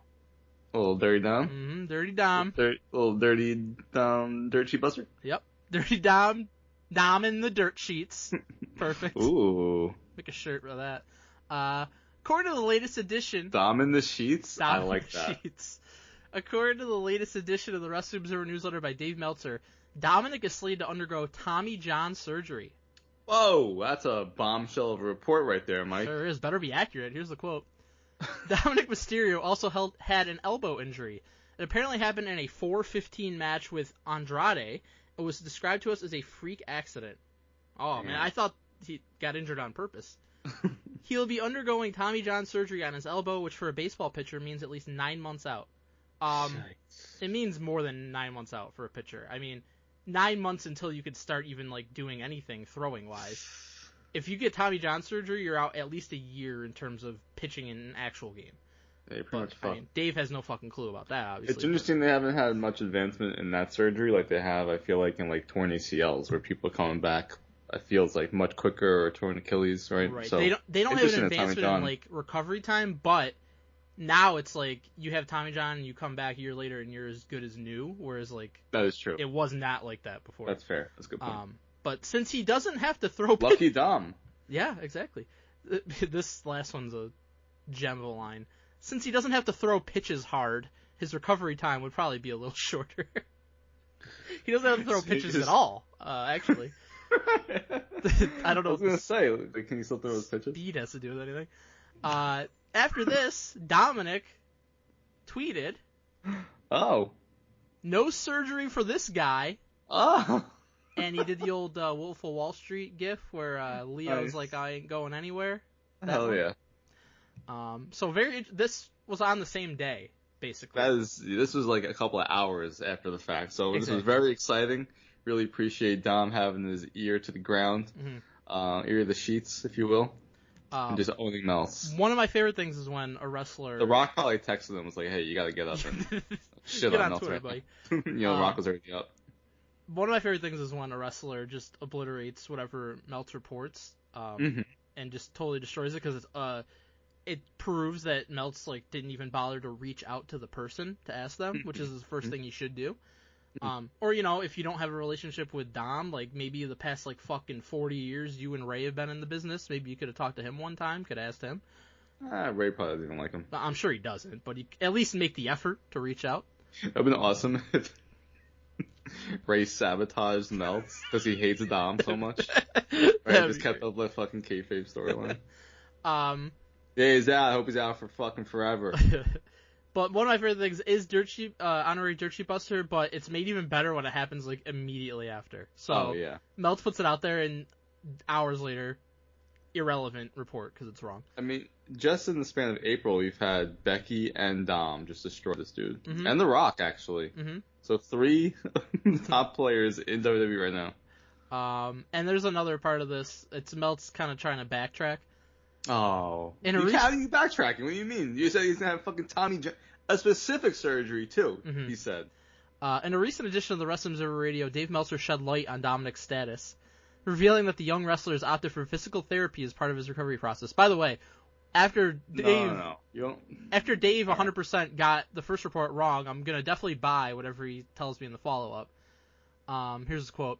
He's going through physical therapy. He said no to surgery, and I checked with WWE today, and they said, yeah, he's going to do physical therapy. He's not having going to have surgery, but that was the original word on Tuesday, was that he's getting surgery. That's the deal. What's the deal? The word from who on Tuesday was that he was getting surgery? Yeah. That's what I'd like to know. It wasn't the word from Dom. No. I doubt it was the word from WWE, because just a couple hours later, Dom was like, I'm not getting surgery. So I'd like to know who put that word out. Somebody who didn't know anything, clearly. No, Mike. I like that this is fucking sabotaging Melts. They did it on purpose. I mean, it's a different regime, man. It's a Triple H regime. Yeah, I'm all for it. I mean, his batting average has fucking plummeted. Right. So maybe there is something to that. So I think there is something to that, because was it him or Fightful that reported about Becky taking a vacation? That so was they listened Dave, to Donnie, I think. Right? And then Becky pretty much immediately, not immediately, but within the several days after at least, she was like, nope, I'm going to be on this fucking European tour. Right? Now you got Dom. So I think maybe there is just something where it's like, oh, go feed this guy some bullshit, and let's see if he says it. Well, he has been. I have something up that same alley for the coup de grace. Are you ready for the coup de grace? I'm fucking ready. Okay. I'm hyped right now. It's from PW Insider. Man, I really wish Drew McIntyre would have been on Raw. I mean, you shouldn't have been fast forwarding because I saw him. It was fucking awesome. Did you see him like a lot of times, like throughout the night? I very significant part of the show. I saw him tweeting about it. He's all over the place. Okay, weird. Given this report, but as previously reported, Drew McIntyre is currently dealing with a badly hyperextended elbow and was working injured. He was working injured during WWE's latest UK tour. You know, I could buy that. He had a arm sleeve on during Raw. Yeah. Does he need Tommy John surgery? I sure hope not. If he does, he's not gonna be able to throw pitches very hard. PW Insider reports that Drew McIntyre will not be returning to television immediately, as he is still recovering from a severely hyperextended elbow. Here's a quote. Drew McIntyre will not be back on TV immediately, as he's still recovering from his badly hyperextended elbow. He received a lot of respect from WWE for working through the issue over the course of last week's UK tour. Well, he's going to be even more respected because he was on fucking Raw. He was great on Raw. He sure was. He was awesome. Here's the thing. They could have reported... he's not going to be back in the ring wrestling immediately. Yeah. And that could have been true and right, but they said he's not going to be on TV. Yeah. And he was on TV couple days after this. He was. Even more so, he was in a segment with another guy who can't wrestle right now. Right. Who was also I like that they're like keeping people on the show even though they're injured. Like it's interesting that Seth isn't there. I mean, he had surgery, right? That's the report. Becky said it, so that's understood. But like CM Punk is in recovery. Hey, you know what? Get on the fucking show and just do what you do best. We don't even need you in the ring because everyone just wants to see what you say or hear what you say and see you in person. I agree. So go do that, right? Drew, you've been excellent on the mic. Go do that. We're going to continue this feud between you two. We don't have to have you really mess around with each other. You do this little cat and mouse game on Raw. That was fucking great. I loved awesome. that. I agree. I think like in the past they used to not usually do that. Like rarely they would, but a lot of the time if somebody's injured, they're just out of sight, out of mind. Don't even mention them really. But it has definitely been a very clear change. Like Drew's been incredible in terms of character work and mic work, and Punk always has been. So get them on the show, and you got one of the best parts of the show by doing that. So yeah, I think it's great, and I think that it's even greater because Dirt Sheets got fucking owned because of it. Mm-hmm.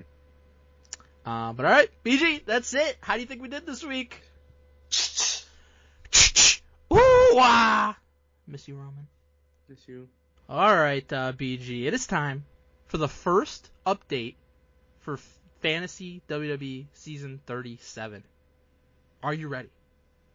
I'm nervous. How do you think you're doing?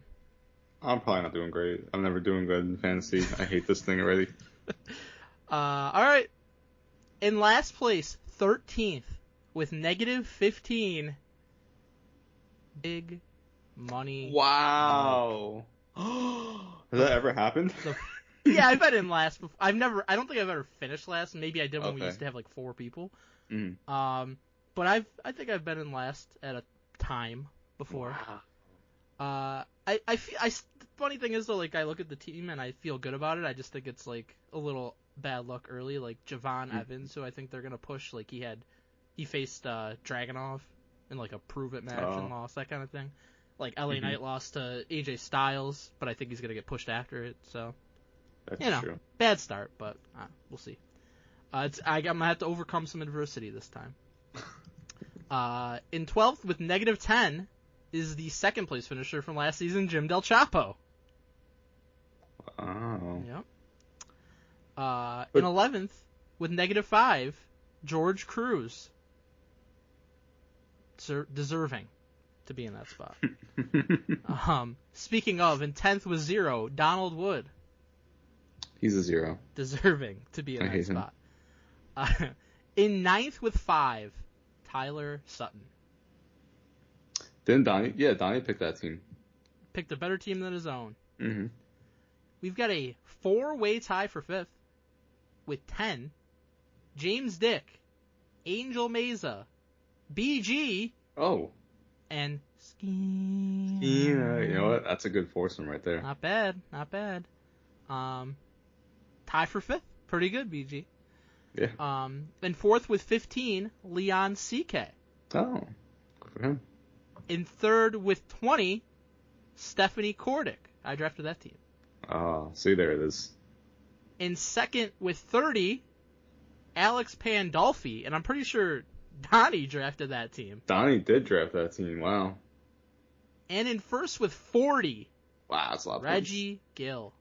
Unbelievable. If I'm not mistaken, that's on the power of 30 points from Trick, because he beat Mello in the cage match, then won the title the next week. And that makes me sad because Trick was definitely my target in the second round, and Reggie got him, I think, 2 picks ahead of me. Looks like Panda has Trick. Oh, maybe. Okay, so he has Panda's all of got Panda's the 30 points. from Trick. Gotcha. Yeah. Yeah. And it went like 2 picks ahead of me, and that's who I wanted. Mm-hmm. But yeah, fitting that I picked Drew over Trick, and he's hurt. Yeah. Well, at least he's on TV. I thought that he was going to become champion. Yeah, at least he's on TV. Yep. I think within the time that this season is happening, he will win the championship. Mm-hmm. So, hope so. I think he'll be alright. This is a long season, so that's why I'm not too worried about it yet. That is true. All of it is SummerSlam. Yep. Alright, you ready for emails, BG? Let's do it.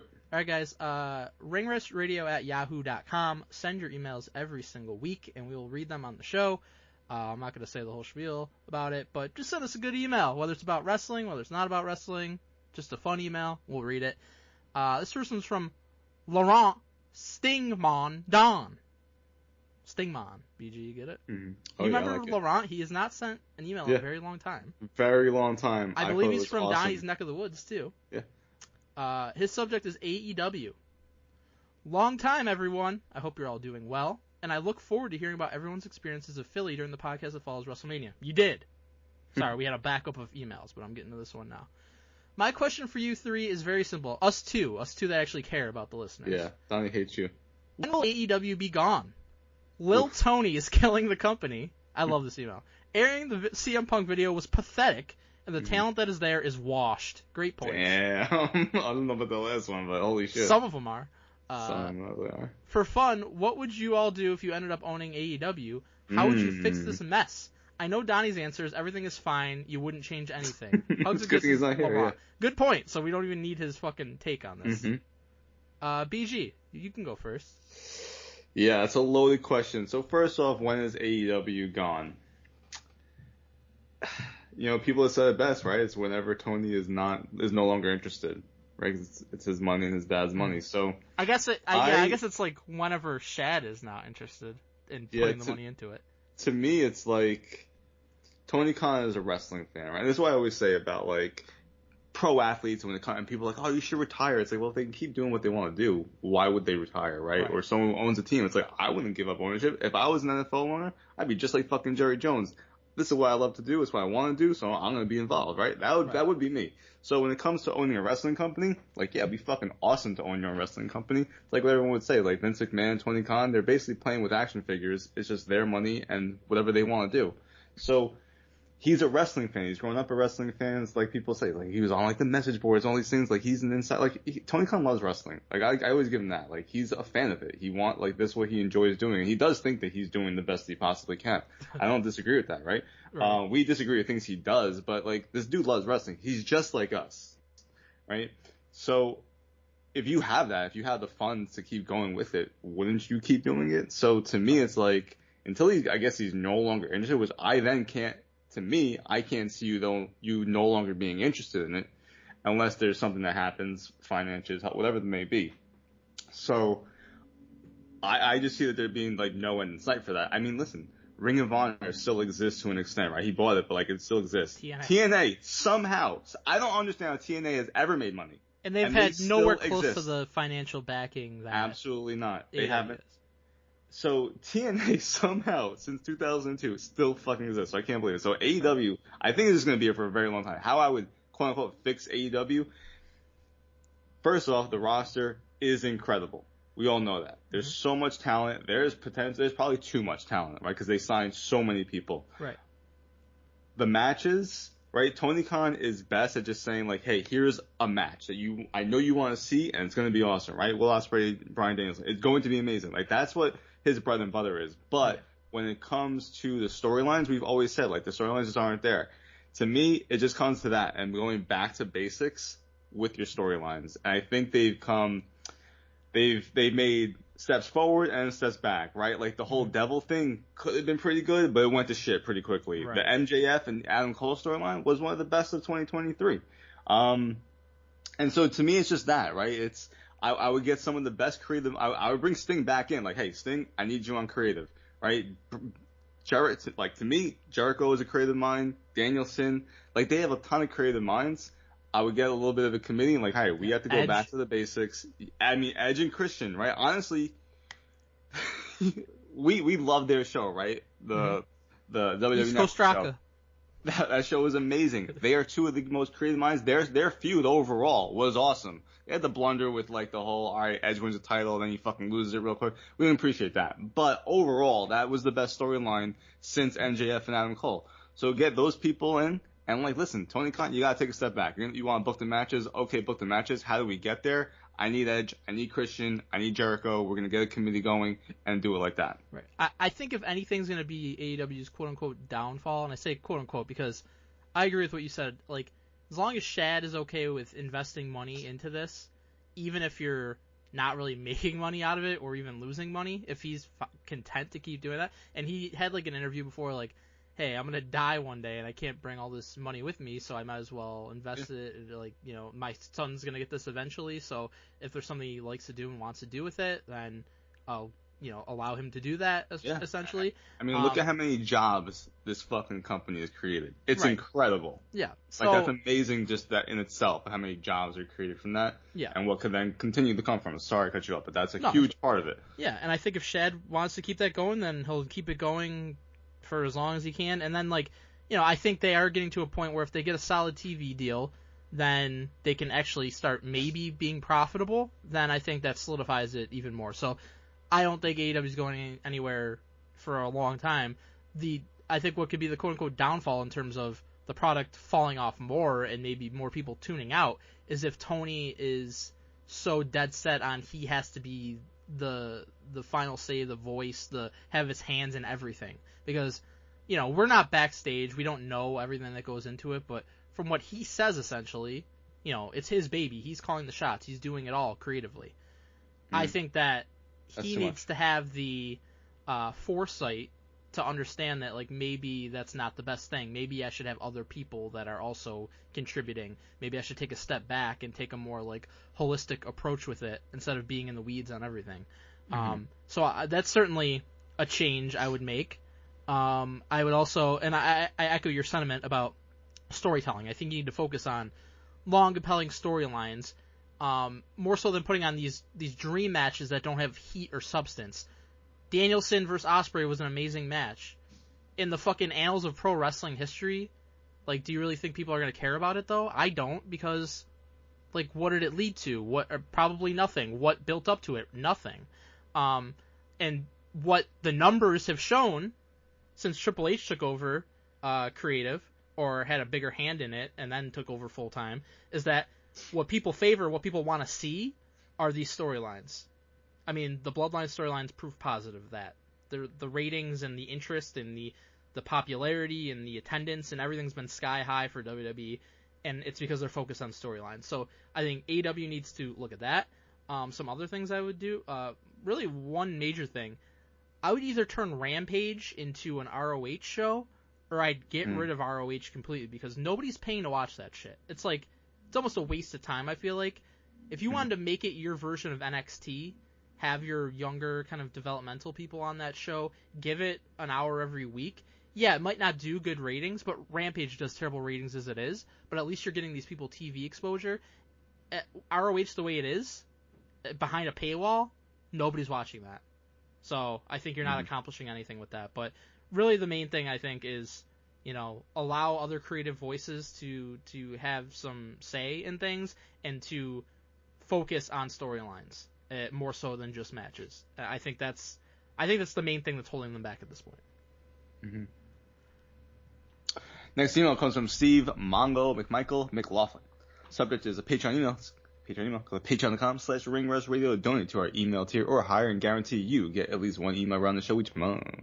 Hello, Ring Rust regulators. Time to man up and answer an age-old question. In a fight, would you rather have a knife or a bat? Whatever you pick, your opponent will have the other. Yours truly, Steve Mongo, with the long dongle, McLaughlin. Long dongle, all right. Nice. I thought about this for a total of 10 seconds. And Me I thought, too. I want the knife. It's Okay. easier, in my opinion, to disarm someone with a bat than it is to disarm someone with a knife. And if I can't, it's just so much better to have a knife. Okay. Are you picking the bat? I'm picking the bat because All right, there you go. the reason, unless the knife is like a fucking machete, I'm picking the bat because you have the reach then. So you can stay far away from somebody with a knife. And that's the thing with a knife. You got to be close to somebody to stab them. Yeah, but you got to wind up with that bat. Yeah, but I have the bat, so I can keep them at bay just by swinging the bat so they can't get close. Right? I think you're going to eat a bat much easier than you're going to eat a fucking knife. Yeah, but if you get hit in the head with the bat once, then you're falling and you're dropping the knife, and I can just grab the knife. I just feel like for me, I'd rather have the reach, and, I mean, getting stabbed, in the arm, or getting hit in the head with a baseball bat. I mean, it's probably worse that you're getting hit in the head with a baseball bat. I just feel like... when you're swinging at my head, I can duck and then just stab you. Well, I'll swing back real quickly. You have a lot of control. You're not going to be able to do that. I could do it. I have good back control. I'm not Played saying you. I'm baseball just saying for a lot of in years. general, a person is not going to be able to do it that quickly. I just think that the knife is you're limiting your options. Yes, like it's more deadly when you're in close, obviously. Yeah. But again, I'll fucking hit your hand that's holding the knife with the bat, and you'll probably drop the knife. Like, I just think I have more options. This is a good question, obviously, because we're debating. Great question. There you go. You got both angles, at least. We'll ask Donnie what he would say. No, 'cause fuck he's better. Donnie. I don't even give a fuck. That's true. All right. Donnie gets neither. We just hit him with both. Yes, we double team him. Here's the final email. It's from Matt Bowers of Pain. Subject is World Championship. Hey there, ring rustabators. As we all know, Damian Priest is the World Heavyweight Champion. Please book his reign. When and where does he lose? Who does he lose to? Thanks and enjoy, Matt Bowers. So, Mike, my kind of answer for this took a little bit of a tumble because someone returned yesterday on Raw with Braun Strowman, and it really pisses me off because I feel like they're setting him up to where after Jay goes, then it's Braun. Mm-hmm. It's not what I would have preferred. They've been teasing, with Rhea out now, Damian is basically taking over the Judgment Day.